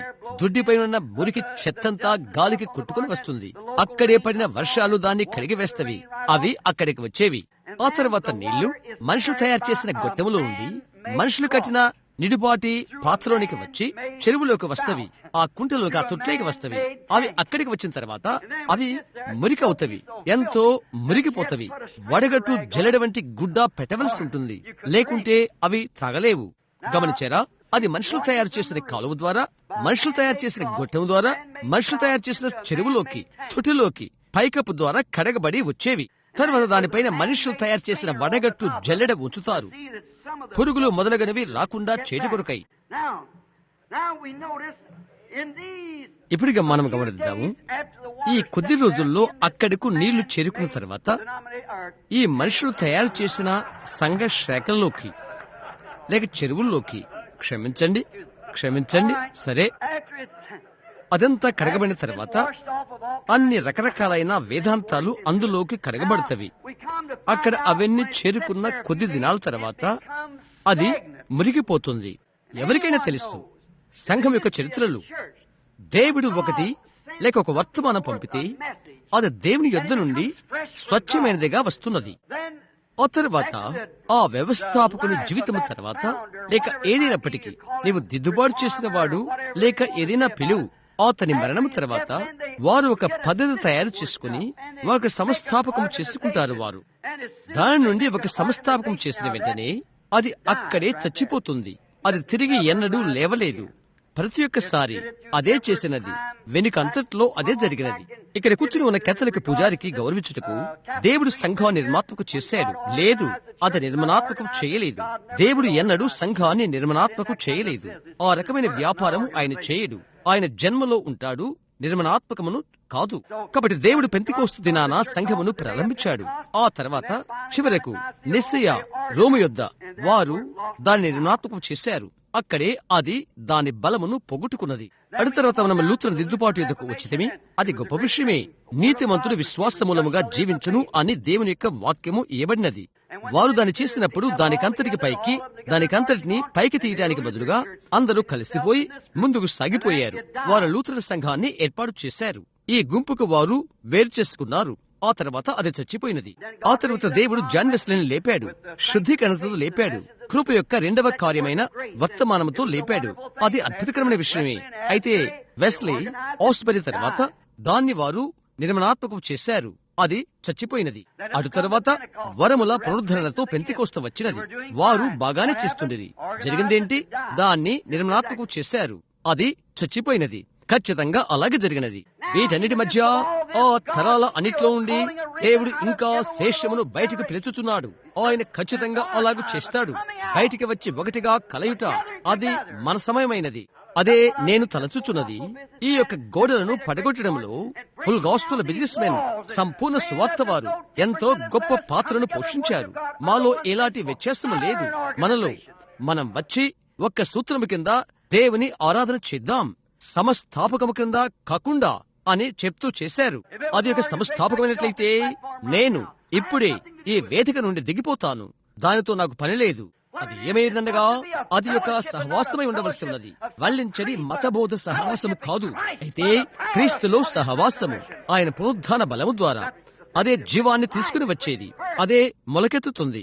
జన్మనేది ఒకటి కలగక ముందు, జన్మక ముందు మరణం ఉంటుందని మనము గ్రహించుచున్నాము. జన్మనేది ఒక అశుభ్రముగా చేయు కలగుల గంప లేక కలగా పులగం. అది ఎటువంటి రకమైన జన్మైనప్పటికీ నాకు లెక్కలేదు. అది పందిగూడైనప్పటికీ లేక ఏదైనప్పటికీ అది ఒక కలగా పులగం. అలాగునే క్రొత్త జన్మ ఉంటున్నది. సహజంగా నీవు చేస్తావని అనుకోనని కార్యాలను నీవు చేయనట్లుగా అది చేస్తున్నది. అయితే నువ్వు చచ్చిపోటుకు సంసిద్ధంగా ఉన్నట్లయితే అప్పుడు నీవు తిరిగి జన్మిస్తావు. క్రీస్తు యేసులో నూతన సృష్టివి. అప్పుడు కార్యాలు తెరవబడి జీవితము నూతనమైనదిగా నీకు అగుపిస్తుంది. ఎందుకనగా యేసుక్రీస్తును వ్యక్తిని నీవు అంగీకరించితివి. ఒక సిద్ధాంతాన్ని వల్లించు మత పద్ధతులను కాదు, లేక చివరికి వ్రాయబడిన వాక్యములకు. అది పరిశుద్ధాత్మ ద్వారా జీవింప చేయబడవలసి ఉన్నది. నీవెంత మత సిద్ధాంతము కలిగి ఉన్నవని కాదు, అది అక్కడ చచ్చిపడి ఉన్నది. నేను గుప్పెట్టి నుండా గోధుమలు పట్టుకోగలను. అది ఎక్కడ జీవింపగలుగునో అట్టి ప్రక్రియలోకి అది వచ్చే వరకు గోధుమ బ్రతకనే బ్రతకదు. నీకు డాక్టర్ పట్టాలు ఉండగలవు, PhLL నీవు కోరుకున్నది ఉండవచ్చును. అయితే పరిశుద్ధాత్మ దానిపైకి వచ్చి దాన్ని నీకై జీవింపు చేయనంత వరకు, దేవునితో ఒక వ్యక్తిగత అనుభవం కలిగే వరకు, అలాగైతే గోధుమ ఏ ఉపయోగము చేయదు. నీవు నేర్చుకున్నట వృధా అవుతున్నది. గత రాత్రి ఆంగ్లదేశ శ్రీన ఆ మనిషి ఇక్కడ చెప్పినట్లుగా దాని గురించి నేను ఎంతో ఆశ్చర్యపడ్డాను. అతను నేర్చుకున్నదంతా పౌలు చెప్పినట్లుగా క్రీస్తుని ఎరగటానికి, తాను తలంచని కార్యములను చేయుటకు, తానెరిగినదంతా తాను మర్చిపోయాడని చెప్పాడు. అయితే ఆ విధముగా దేవుడు చేస్తాడు. మన యొక్క విద్యా పద్ధతులను మనలను తగ్గిస్తాడు. అవివేకానికి నేను సహకరించుటకు ప్రయత్నిస్తున్నానని కాదు, కానీ వ్యత్యాసాన్ని చెప్పుటకు నేను ప్రయత్నిస్తున్నాను. విద్య జీవాన్ని తీసుకుని రాదు, జీవమును తెచ్చుటకు దేవుని యొక్క ఆత్మ కావలసి ఉన్నది. అది కేవలము బుద్ధి కుశలతో కూడిన ఉద్యోగం ద్వారా ఆ జీవం రాదు. అది బైబిల్ గ్రంథం నుండి రావాల్సి ఉన్నది. వాక్యపు ఉద్యోగం నుండి రావాలి. ఆ వాక్యము నిన్న నేడు యుగములు ఒక్కటే రీతిగా ఉన్నది. అది ఈ దినమందు పడినప్పుడు జీవింప చేస్తుంది. అపోస్తుల కార్యములు నీవు చేసిన అవే ఫలితాలు నీవు పొందుకుంటావు. ఖచ్చితం. అది ఎల్లప్పుడూ అలాగే ఉంటుంది. అది ఎల్లప్పుడూ అలాగే ఉండను. ఎందుచేతనగా వాతావరణమును స్థానమందు ఇంచు దేవుని యొక్క ఆత్మ అది కార్యాలు చేయుటకు వాతావరణము కావలసి ఉన్నది. పరిసరాల పరిస్థితి కావలసి ఉన్నది. ఆ కారణము చేతనే పురుషులైన మీకు ఎల్లప్పుడూ ఇలాగ బోధించబడుచున్నది, మీ బిడ్డలను ఇక్కడికి తీసుకుని రండి అని. నిజంగా అది మంచిది. కొద్ది నిమిషాల క్రితమే నా యొక్క కుమార్తె రిబికా వచ్చి కూర్చున్నందుకు నేను సంతోషంగా ఉన్నాను. ఒక స్త్రీ వైపు నేను కనుసైగ చేయడము మీలో కొందరు నన్ను చూచి ఉంటారు. అది నా కుమార్తె కాబట్టి ఆమె వచ్చి కూర్చున్నది. ఆత్మ బాప్తిస్ము ఆమె పొందాలని నేను కోరుకుంటున్నాను ఇక్కడ కూటములో. అందుకే ఆమె ఉన్నది. కారణం అదే. పరిసర పరిస్థితులు కావలసి ఉన్నవి. పెద్దవాడైన డాక్టర్ బోస్వర్త్ తరచుగా ఎలా చెప్తుంటాడు, నీవు కోడిగుడ్డును తీసుకుని కుక్కపిల్ల కింద పెట్టు, అది పొదిగి కోడిపిల్ల అవుతున్నది. ఎందుకనగా అది కోడిగుడ్డు సరైన వాతావరణమే అది కలిగి ఉన్నది. నీవు మెథడిస్టువైనా, బాప్టిస్టువైనా, ప్రెస్బిటేరియన్ నాకు అనవసరం. మంచి వాతావరణంలో కొత్తగా జన్మించిన దేవుని యొక్క బిడ్డగా అది పొదుగుతుంది. పరిసర వాతావరణము అది దాన్ని చేయును. ఇటువంటి సంఘర్షక పేలిక నీ ఉంచుకున్నది కాదు. నేను పశువులు మేపుతూ ఉండేవాడను. అడవులకు వాటిని తోలుకుని వెళ్ళినప్పుడు అక్కడ ఉన్న పరిపాలనా క్షేత్రములోని మేత భూముల్లో వాటిని ఉంచి వాటిని అడవిలో పెట్టినప్పుడు కాపలాదారుని నేను గమనించాను. ద్వారం వద్దకు పశువులను తోలే కంచి వద్దకు అవి వెళ్తున్నప్పుడు అతడు అక్కడి నిలబడి గమనిస్తుంటాడు. గుర్తులను అతడు అంతగా పట్టించుకోడు. ఎందుకనగా అక్కడి నుండి అన్ని రకాలైన గుర్తులు వెళ్తుంటవి. అయితే ఒకటి అతడు గమనిస్తాడు, రక్తపు కుచ్చును గమనిస్తాడు. అది సంకర జాతి కాని హెయిర్ ఫోర్డ్ కావలసి ఉన్నది, లేదా అది ఆ అడవిలోకి వెళ్ళటకు వీలు పడదు. ఎందుకనగా హెయిర్ ఫోర్స్ సంస్థ ఆ అడవిని పెంచుతుంది. అది తప్పక రక్తపు కుచ్చును కలిగి ఉండవలసి ఉంటుంది జాతిని క్రమంగా ఉంచుట కొరకు. రేపు దినాన ఆ విధంగా ఉంటుందని నేను తలచుచున్నాను. ఆయనను నేను మెథడిస్టునా, బాప్టిస్టునా, పెంతెకోస్తునా లేక ప్రెస్బిటేరియనా అని ఆయనను అడగబోడు. అయితే రక్తపు కుచ్చు కొరకై ఆయనను చూస్తాడు. నేను రక్తమును చూచున్నప్పుడు దాటిపోతాను. అదే విషయం. కాబట్టి ఈ చెరువులు లేక తొట్లు వారు కొద్దిసేపు కూర్చుంటారు. వారు కదలకుండా అలాగే ఉంటారు. ఉపయోగం లేని వారు అవుతారు. ఇంకా వారు కప్పలకు, బల్లులకు, పాములకు, పురుగులకు, క్రిములకు తదితరమైన వాటికి వారు నిలయముగా లేక ఇల్లుగా మారిపోతారు. ఎందువల్లంటే అట్టి నిలవుండే స్థితిలోకి వారు నెట్టివేయబడ్డారు. కాబట్టి నీ ఊహించగలవా? దొడ్డి పైకప్పును కడగటము, లేక ఇల్లు దొడ్డికి సమీపంగా ఉండుట, లేక మురికి ఉంటున్నా ఏదేనను ఎటువంటి పురుగులు, క్రిములు ప్రతిదీ ఉంటవి. ఈ యొక్క చెరువును కడుగుట వలన, ఈ తొట్టిని కడుగుట వలన మనుషుల చేత నిర్మితమైన ఎటువంటి పద్ధతికైనను సంపూర్ణమైన ఉదాహరణ అవుతుంది ఇది. అతడు ఆరంభం నుండి అపజయమందిన వాడు. ఆ కారణము చేతనే అతనికి రక్షకుడు కావలసి ఉన్నది. అతడు తనకు తాను రక్షించుకోలేడు. అందుకై అతనేమీ చేయలేడు. అతడు ఆరంభంలోనే నశించిపోయాడు. లోకములో అతడు పాపములోనే జన్మించాడు. అబద్ధములాడుతూ లోకములోకి వచ్చాడు. ప్రారంభంలోనే అతడు అబద్ధికుడు. కనుక ఏ విధముగా ఇతడు లోకములో తనకు తాను ఏమి చేయగలడు? పరిశుద్ధుడైన మనుషుడు ఎలాగూ కాగలుగుతాడు? పరిశుద్ధుడు ఎవరూ లేరు. పరిశుద్ధమైన ఏ సంఘము లేదు. అది పరిశుద్ధమైనది. పరిశుద్ధమైన సంఘము కాదు. ఒక పరిశుద్ధమైన ప్రజల మధ్య అది పరిశుద్ధాత్మ. అది ఆమేన్. పేతురు మిగతా వారు నిలబడిన పరిశుద్ధ పర్వతము కాదు. పర్వతం పరిశుద్ధమైనది కాదు. అయితే పరిశుద్ధుడైన దేవుడు పర్వతంపై ఉండెను. అది దానిని పరిశుద్ధమైనదిగా చేసినది. అది పరిశుద్ధుడైన వ్యక్తి కాదు. అది పరిశుద్ధాత్మ. ఆ వ్యక్తి వాడుకొనెను. దానినది పరిశుద్ధమైనదిగా చేసెను. వ్యక్తి కాదు, అయితే పరిశుద్ధాత్మ వ్యక్తి. అది మనుష్యుడు కాదు. ఎందుకనగా అతడు కేవలం మనుష్యుడు, పాపములో పుట్టి అతిక్రమంలో రూపుదాల్చి అబద్ధములాడుచు లోకానికి వచ్చాడు. ఏ మనుష్య కల్పితమైన పద్ధతి అతన్ని అందులో సరిగా ఉంచగలదు? జ్ఞానులకు జ్ఞానయుక్తమైన కళ్లకు విషయాలను అతడు మరుగు చేయును. నేను సంఘానికి చెందియున్నాను, పుస్తకంలో నా పేరు ఉన్నది అని తలంచుచున్నట్లు చేయును. నేనిది చేశాను, నా తండ్రి ఇది అని అనుకున్నట్లుగా చేయును. అది మంచిగానే అగుపించును. దానికి వ్యతిరేక్తముగా ఏమీ చెప్పట్లేదు. అయితే స్నేహితుడా, ఒకడు తిరిగి జన్మించనే కాని అతడు చూడలేడు. చూశారా? అక్కడ దాని అర్థం తన కళ్ళతో చూచుటని కాదు, అయితే తన లోక రాజ్యమును గ్రహించుట అని అర్థం. నీవు అందులో జన్మించే వరకు. ఈ బాప్టిస్టు సువార్థికుడు అక్కడ నిలబడి విమర్శించి దాన్ని ఎగతాళి చేసిన అతడు ఎలాగు చేయును? చూశారా? దాన్ని స్వీకరించుటకు అతనిలో అక్కడ ఏమీ లేదు. అయితే దేవుడే చేయవలసి ఉండెను. అవును, దేవుడు అతనికి పరిశుద్ధాత్మను అనుగ్రహించెను. ఇది వేషధారణని కాదు, ఇది వాక్యమని అతను తెలియపరచెను. పాఠశాల నుండి ఊహగా మాత్రమే దాన్ని అతడు విన్నాడు. వారు దేవుని యొక్క ఆశీర్వాదాలను తీసుకుంటానికి గడిచే దినాల్లో అవి పెట్టుటకు వారు ప్రయత్నం చేశారు. ఒక యవనస్తుడైన బాప్టిస్ట్ బోధకుడు ప్రస్తుతం ఇక్కడే ఉదయం కూర్చున్నాడు.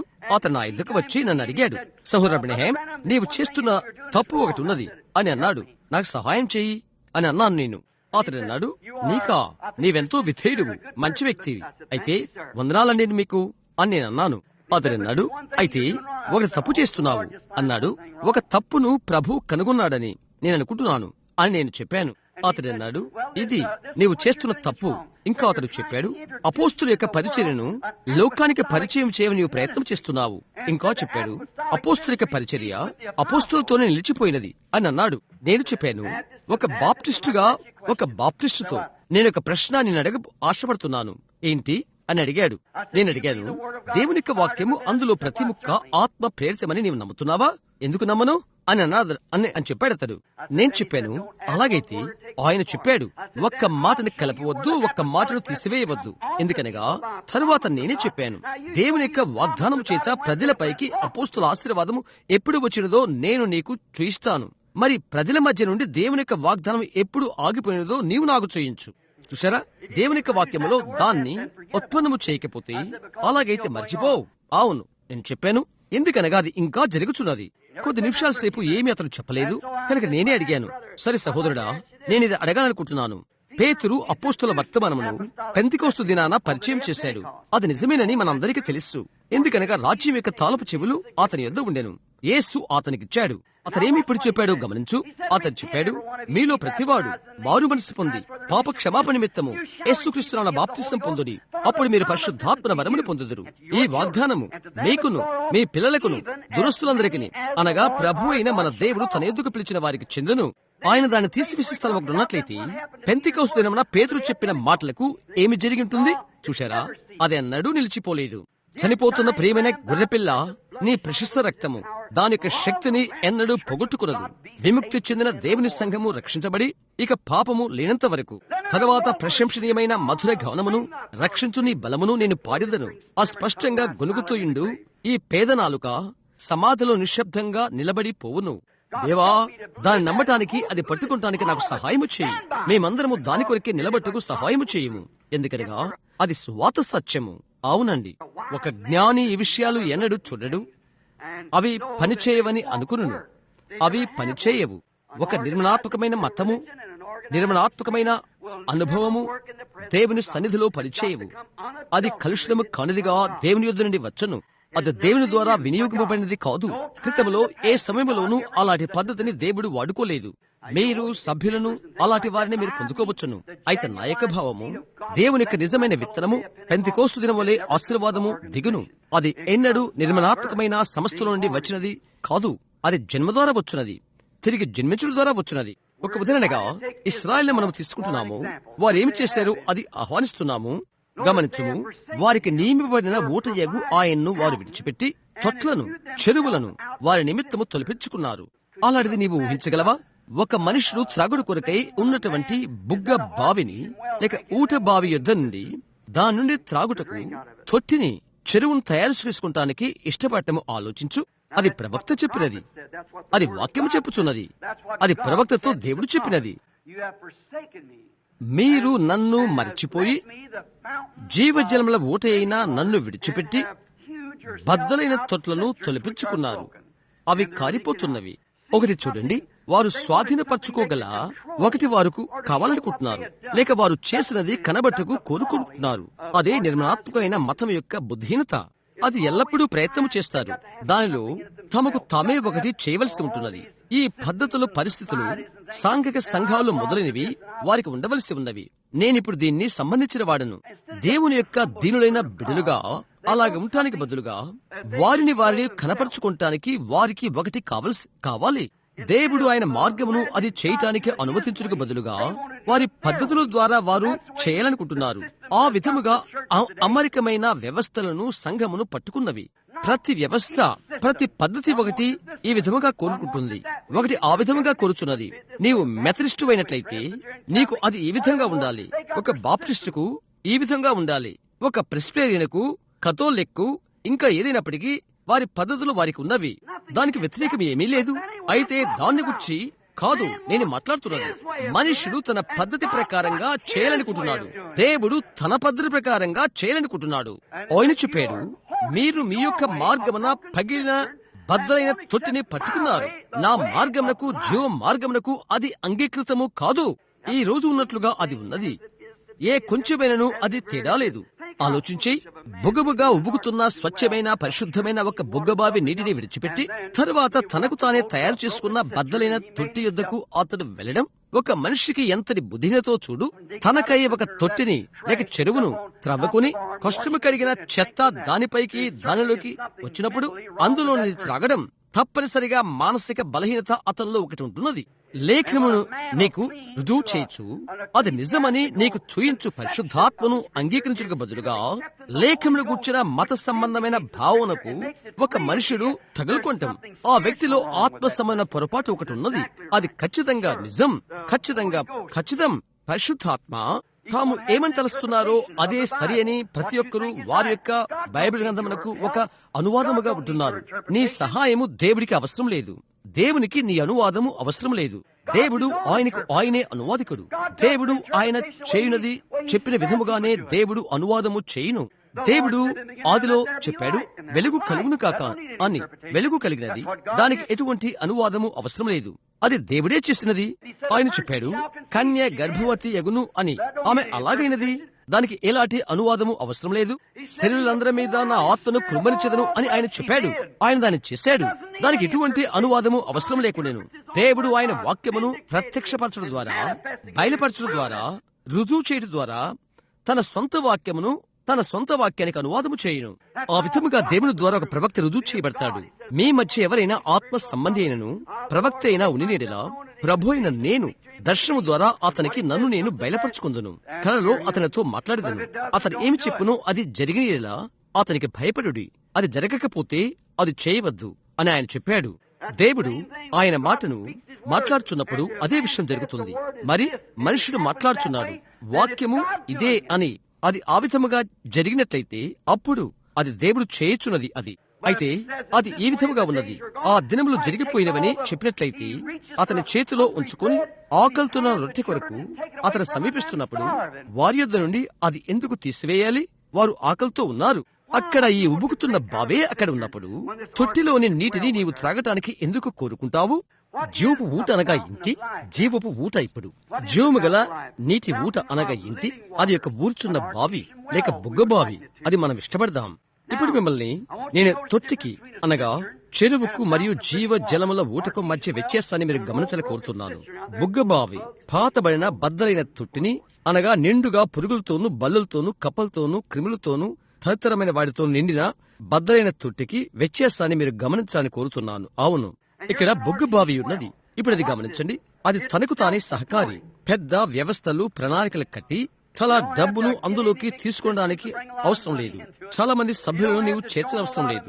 వాళ్ళున్న జీవము గల ఆత్మ ద్వారా దాని సభ్యులకు అది భారము భరించగలదు, కార్యనిర్వహణ చేయగలదు. గమనించు, అందులోకి వచ్చు నీళ్లు పరిశుభ్రమైనవి, స్వచ్ఛమైనవి, నిర్మలమైనవి. ఒక్క చెరువు కాదు అనగా తొట్టి కాదు. 40-50 రకాలైన పలు రకాలైన మనస్సులతో ఇది బాగుంది, అది బాగుంది. ఈ భావన సమ్మతి ఓటు వేసి పిలవడం అలాంటి వివరణ పత్రంగా చేసి నిల్వ ఉంచున్నది కాదు. అది వారు అలా చేసి దానిలో నుండి సంఘర్షక తయారు చేస్తారు. ఇది దేవుని చేతిలో నుండి వచ్చినది. అది పవిత్రమైనది, నిర్మలమైనది, కలుషితము కాని దేవుని యొక్క వాక్యము.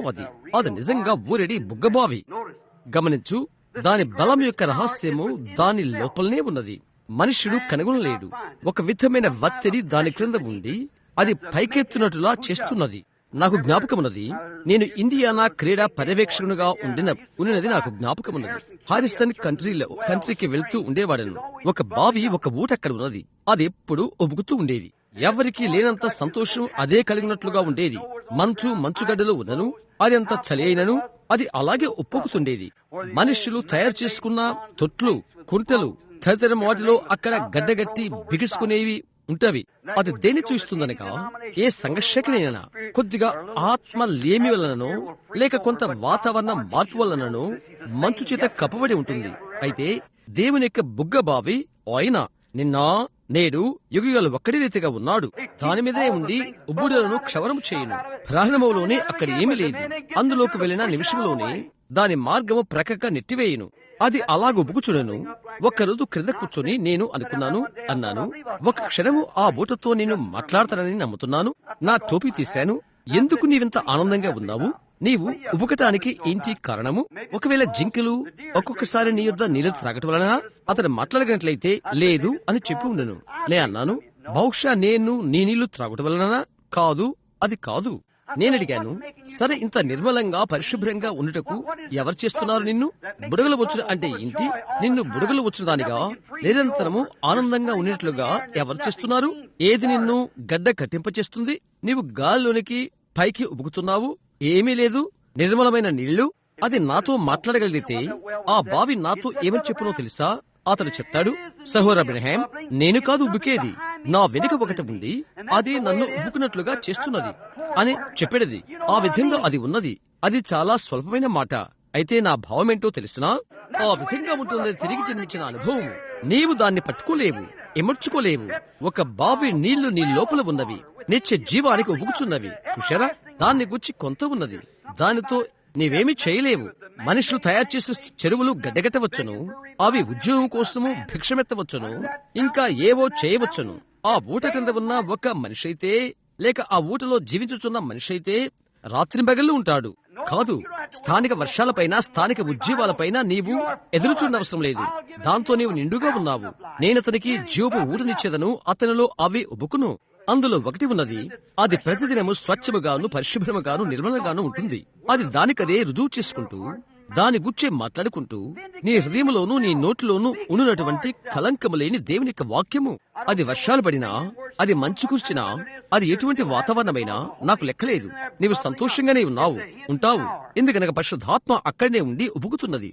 అది దాచబడిన శక్తి. గమనించు, దానికి రహస్యము దాని లోపలనే ఉన్నది. దప్పిగొను ప్రతివానికి దానికది ఉచితముగా ఇచ్చుకును. దాని యొక్క పదార్థమును అది వినియోగించును. నీవిప్పుడు బయటికి లాగి, నేనిప్పుడే మెథడిస్ట్ సంఘానికి వెళ్లవలసి ఉన్నది ఉద్యోగం కొరకు.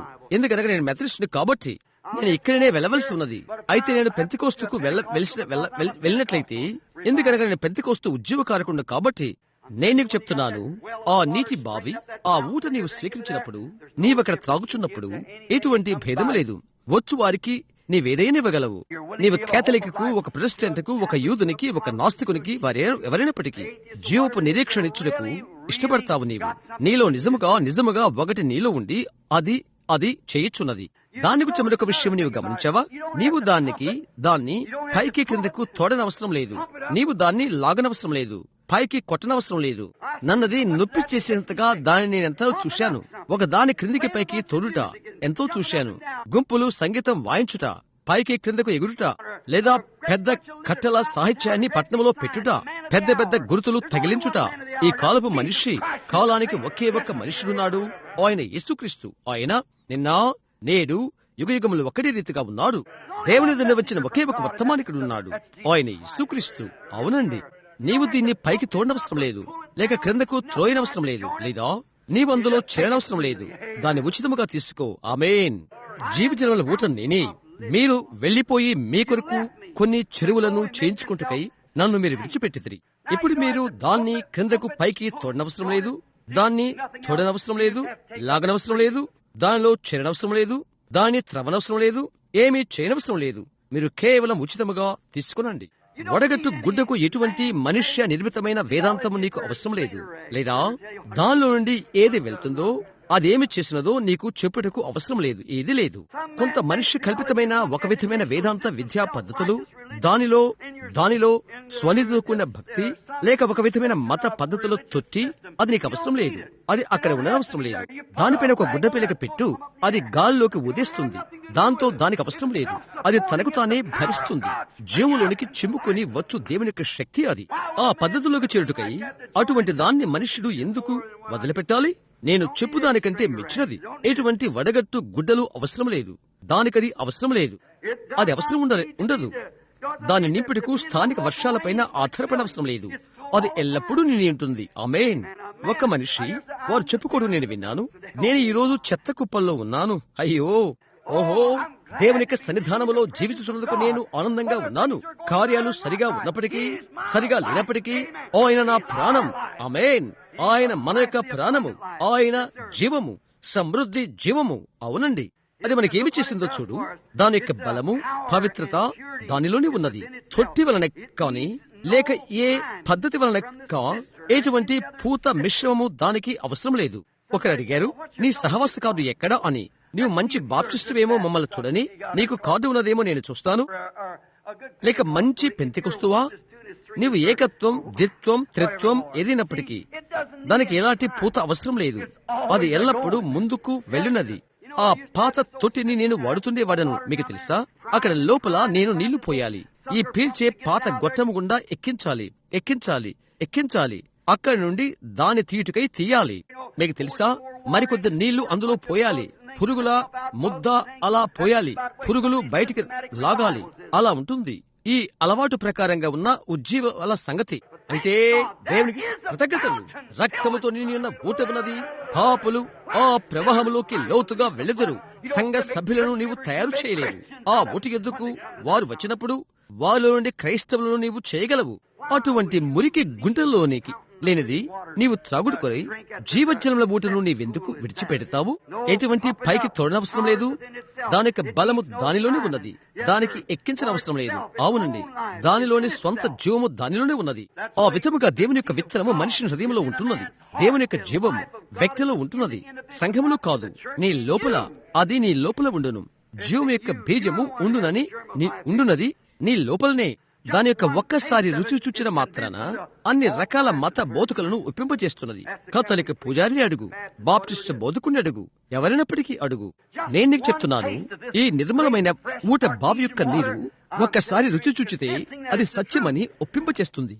ఏ విధముగానైనా ఆకలితో ఉన్న నీ ఆత్మ దాహముతో ఉన్న వారిని సంతృప్తిపరుస్తుంది. నీవు దాహముతో లేట్లయితే ఆ చిన్న బాప్టిస్ట్ అతను ప్రారంభంలోనే దాహంలో లేడు.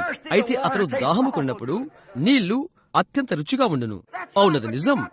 నీవు దప్పికొనవలసి ఉన్నది. యేసు చెప్పినట్లుగా ధన్యకరమైన దప్పిక. నీతి కొరకు ఆకలి దప్పులు కలిగిన వారు ధన్యులు, వారు తృప్తిపరచబడతారు. స్నేహితుడా, అది చెప్పినది యేసు. అవునండి, దప్పికొనిన వానికి అది ధన్యకరమైన ఊట. బురదలో ఒకరు నిండా మునుగుడు కొరకై ఎందుకు దాన్ని బదలాయింపు చేయాలి? నిండా పురుగులతోనూ మనుష్య కల్పితమైన అన్ని సిద్ధాంతాల్లో నిండియున్న బురద నీటి కొరకై ఒక బుగ్గ నీటి బావిని ఎలాగు నీవు బదలాయింపు చేస్తావు? అందుకై దేవుడు చెప్పాడు, ఆయన వాక్యమునకు ఒకటి కలుపుట వలన, ఆయన వాక్యములో ఒకటి తీసివేయట వలనను జీవ గ్రంథములో నుండి వారి భాగము తీసివేయబడుతుంది. ప్రతి తరములోనూ ఈ వాక్యమును ఆయన రుజువు చేయనని దేవుడు దాన్ని వాగ్దానం చేసినప్పుడు, ఈ వాగ్దానం మీకును మీ పిల్లలకును దురస్తులందరికీ, అనగా ప్రభువైన మన దేవుడు ఆయన యొద్దకు పిలిచిన వారికి చెందును. కొంత పాతబడిన మన్నా నుండి కొన్ని సంవత్సరాల నుండి కలుషితమై మురిగిపోయినటువంటి దానిని అలవాటు ప్రకారంగా పైకి కిందకు తోడు సాధనముతో ఎందుకు నీవు తొడుతావు? బహుశా మన్నా మంచిదేమో, దానికి వ్యతిరేకమేమీ కాదు. ఒకవేళ మార్టిన్ లూథర్ దినాలలోనిదేమో, అది మిగతా సంస్కరణ వారి దినాలదేమో, దాని గురించి ఏం కాదు. అయితే ఆ మన్నా చాలా కాలం క్రిందట పడినది. బైబిల్ గ్రంథంలో మనం గమనిస్తే దాన్ని వారు ప్రతిదినము ఏరుకోవలసి ఉన్నది. వారు క్రొత్తది తీసుకోవలసి ఉన్నది. అది కొద్దిగా పాతబడితే అది మురిగిపోతుంది. అది విరవబడకుండా మురిగిపోదు. అందులో సూక్ష్మ క్రిములు ఉంటున్నవి. లేదా అది మురిగిపోవుటకు ఒకటి ఉంటుంది. అలాగని మనకు తెలుసును. అలాగే పద్ధతులు ఉంటవి. ఒక ఉద్యమం నుండి, గొప్ప ఉద్యమం నుండి మరొక ఉద్యమం కొరకు అది అక్కడ పెట్టబడినట్లయితే అది మురిగిపోయి పురుగులు పడుతుంది. ఎలాగ తొట్టిలో లేక చెరువులో నిండుగా తోక పురుగులు ఉంటావో మనం పిలుస్తున్నట్టుగా ఆ చిన్న పురుగులు అక్కడ కదలాడుచుంటవి. అనేక మంది అనుభవాలు ఈ రోజు ఆ పరిస్థితి అలాగే ఉన్నది. వారు నిండుగా తోక పురుగులతో ఉంటారు. ఒకరి ఒకరు ఊపుతుంటారు, వారు ఇంకొకరికి ఊపుతుంటారు. అందులో సత్యమేమి ఉండదు, కథలు చెప్తుంటారు. అవునది నిజం. ఒకరికొకరు ఊపుతుంటారు. నేను మెథడిస్టును, నేను బాప్టిస్టులో చేరాను, నేను కేథలిక్కును, నేను ఈ విధంగా ఉండుట కొరకే వెళ్ళాను, నేను ఆ విధంగా వెళ్ళాను. అవన్నీ తోక పురుగులు. ఓ అంత మర్చిపో. ఊట ఎందుకు రా, బుగ్గ నీటి బావి క్రీస్తు యొక్క నిత్య సన్నిధానము. అది తరగని జీవపు ఊట ఆయన నమ్ముతున్నాను. ఆయన యుద్ధ నుండి ఎక్కువ పొందుతారా? నిర్మలమైనది అది తెచ్చును, చల్లనిది అది తీసుకుని వచ్చును, శ్రేష్టమైనది అది తీసుకుని వచ్చును. అది రుచికి అతి మధురముగా ఉండును. 33 సంవత్సరాల నుండి నేను ఆయన్ను సేవిస్తున్నాను. ప్రతిదినం ముందుకు సాగుకొలది. గతించిన దినము కంటే అది మాధుర్యంగా ఉంటున్నది. ఈ నీరు మీరు త్రాగితే మరి ఎన్నడూ దప్పిగునరు అని ఆయన చెప్పాడు. ఎంత ఘనమైనదో అది గమనించుడి. ఈ దినము అనేకులు చేస్తున్నట్లుగా ఇశ్రాయేలీయులు చేశారు. వారి కొరకు తొట్లను, చెరువులను తొలిపించుకుంటానికి జీవజల బూటను వారు విడిచిపెట్టారు. ఇప్పుడు కొద్ది క్షణములు దేవుని యొక్క కృపనగా ఇంటూ కృపను గురించి మాట్లాడుకుందాము. మనకు చట్టములు ఉన్నవి మరియు నియమ నిబంధనలు ఉన్నవి. నా యొద్ద మత సంబంధమైన కొలకర్ర ఉన్నది. నీవు అంతవరకు కొలవనట్లయితే నీవు చేయవలసి ఉన్నది. నీవు లోపలికి రాలేవు. అయితే దేవుడి కృప ద్వారా మనల్ని రక్షించును, కొలకర్ర ద్వారా కాదు. అవునా? ఇప్పుడు కృపను గురించి మాట్లాడుచున్నాము. తీసుకుంటానికి ఇది ఎలా జరుగుతుంది?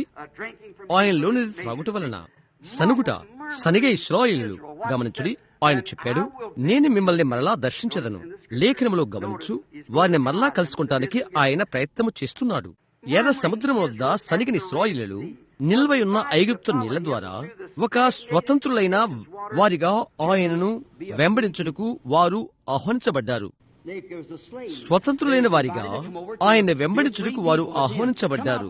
మృత సముద్రము గుండా వచ్చి, మృత సముద్రము లేక ఎర్ర సముద్రము దాని గుండా వచ్చి అరణ్యంలోకి వెళ్ళుటకు వారికిని, సున్నతి లేని వారికిని, అనుకరణ చేయ వారికిని వేర్పాటు కలుగు చేయుటకు.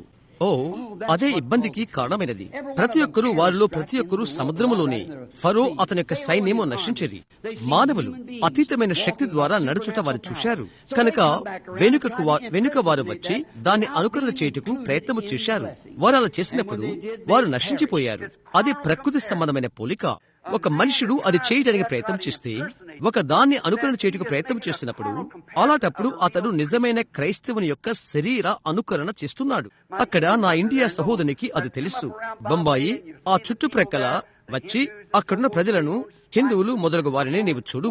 ఇనుప మేకులపై పరుండుట, సీసాలపై నడుచుట, అగ్నిలో నడుచుట వారు చేయగలరని చూయించుటకు అటువంటివి చేయుట. అక్కడ అడవుల్లో కొందరు మనుషులు చేయు శరీర అనుకరణ అది. తన దేవతకై తన అర్పణ ఇచ్చుచూ చేయుచున్నాడు. అన్ని మత సంబంధమైన జీవనాధారాలలో శరీర అనుకరణ ఉండుట మనము కనుగొంటున్నాము. ఒకరు మరొకరి వలె ఉండటానికి ప్రయత్నం చేయుట. నీ ఉండవలసిన ఒకే ఒక మాదిరి యేసుక్రీస్తు వలె ఆయన వాక్యమై ఉండెను. ఆ తర్వాత దేవుని యొక్క వాక్యము నీ యొద్దకు వచ్చినప్పుడు అది ఆ విధముగానే ఉంటుంది. అయితే దేవుడు ఏ విధముగానైనా వారిని వాగ్దాన దేశంలో నడిపించాడు. వారు కూడా తెలియజేయబడేది. వారి యొక్క యాత్రలో వారు వేరైపోయిన తర్వాత అరణ్య మార్గము గుండా వారు వెళ్ళినప్పుడు ప్రతి ఒక్క చెరువు ఎండటము వారు చూశారు. సహోదరుడా, ఈ వాగ్దాన దేశంలో నీవు బయలుదేరినప్పుడు నీవు అదే చూస్తావు. తలుపులు మూయడబట్టము నీవు చూశావు. ఆ ఆంగ్ల దేశస్థుడు లేక ఆ చిన్న బోధకుడు అతడు చెప్పాడు. ప్రప్రథముగా ఏంటో తెలుసా? అతని సంఘము అతని తరిమి వేసినది. చూశారా? అతడు కలిగినంత కాలము పరిశుద్ధాత్మను అనేక మంది పొందుకుంటారు. దానికి ముగింపు అదే. ఇశ్రాయేలు వాగ్దాన భూమికి వారి యొక్క యాత్రలో ఒక ఉదాహరణ వలె ఉన్నారు. అదే దాన్ని వారు తెలుసుకున్నారు. చెరువులన్నీ ఎండిపోయినవి. వారి యొక్క యాత్ర ఆయన యొక్క వాగ్దాన వాక్యమునకు విధేయతలో ఉన్నది. వారు కనుగొన్న చెరువులు ఎండిపోయినవి. ఇప్పుడు వారు కనుగొన్న చెరువులు వారి యొక్క యాత్రలో ఆధారపడటానికి తగినవి కాదు. దేవుని యొక్క వాక్య విధేయతలో నీవు యాత్ర చేస్తున్నట్లయితే, అందులో చెరుటకు ప్రయత్నం చేసినట్లయితే, దానికి ఆదరణ ఇవ్వగల ఎటువంటి చెరువును లోకములో నీవు కనుగొనలేవు. ఈనాటికి కనుగొనలేవు. నీవు ఒక ప్రత్యేకమైన వ్యక్తివి. నిన్ను దేవుడు ఎలాగూ నడిపించాలనుకుంటాడు, ఆయన నిన్ను అలాగూ నడిపిస్తాడు. అలాగైతే ఆనాటి దానిని అలాంటి దానిని ఈ రోజు నీవు చూస్తున్నావు. అన్ని చెరువులు నిండిపోయినవి. అయితే వాగ్దానము, ఆయన ప్రజల ఆయన వాగ్దానమును కాపాడగల దేవునికి అన్ని వేళల్లో నిజం. వారికి అవసరమైనవన్నీ ఆయన దయచేస్తాడని ఆయన వాగ్దానం చేశాడు. కనుక అలాగనే చేశాడు. ఎండిపోయినవి ఖాళీ తొట్లు. అది అలా ఆలోచించి ఇశ్రాయేలు ఎడారిలో వారి యొక్క యాత్రలో ఆయన సేవకుడు నాయకుడైన ప్రవక్త మోషేను ఒక ప్రక్కకు పిలిచాడు. కొట్టబడిన బండ ద్వారా జీవజల ఊటను తెరిచాడు. తద్వారా నమ్ముచున్న ఆయన బిడ్డలు నశించిపోకున్నట్లుగా జీవజల ఊటను తెరిచాడు. ఈనాడు అది నాకు కృపను గుచ్చి మాట్లాడుచున్నది. మనము అపాత్రులము. మనము చేసిన మార్గము, మనము జీవించిన మార్గము, మనము అపాత్రులము. అయితే దేవుడు ఈ దినాన ఇక్కడే ఈ ఉదయమే ఉన్నట్లు మెథడిస్టు, బాప్టిస్టు, ప్రెస్బిటేరియను, కథోలికు అందరి వైపు చూచుచున్నాడు. ఆయన ఊటను తెరచియున్నాడు. దీన్ని హెబ్రీ 13 రుజువు చేస్తున్నది. ఆయన నిన్న నేడు యుగములు ఒకటి రీతిగా ఉన్నాడని. కాబట్టి యోహాను 3:16 అది రుజువు చేస్తున్నది. దేవుడు లోకమును ఎంతో ప్రేమించెను కాగా ఆయన తన అద్వితీయ కుమారునిగా పుట్టినవాని విశ్వాసముచు ప్రతివాడును నశింపక నిత్యజీవం పొందినట్లు ఆయన్ను అనుగ్రహించెను. అది అనేక కారణాల కొరకు ఎత్తబడెను. ఎందుకంటే ప్రజలు సనుగుచున్నారు, పాపము చేస్తున్నారు. వారు పాపం చేత కరవబడ్డారు, చచ్చిపోతున్నారు. వారి యొక్క పాప క్షమాపణ కొరకు, వారి వ్యాధి స్వస్థత కొరకు ఎత్తబడెను. మన నిమిత్తము ఈ రోజు అదే ఊట తెరవబడెను. మన రక్షణ కొరకు, మన భౌతిక స్వస్థత కొరకు. ఎలయనగా ఆయన నిన్న నేడు యుగయుగములు ఒక్కటి రీతిగా ఉన్నాడు. వాగ్దానం చేయబడిన దేవుని యొక్క వాక్యము చేత ఆయన ఆజ్ఞ ప్రకారముగా బండ కొట్టబడినప్పుడు అది పొంగిపొర్లే స్వచ్ఛమైన నిర్మలమైన నీళ్ళిచ్చెను. నిల్వయున్నవి కాదు, కలుషితమైనవి కాదు.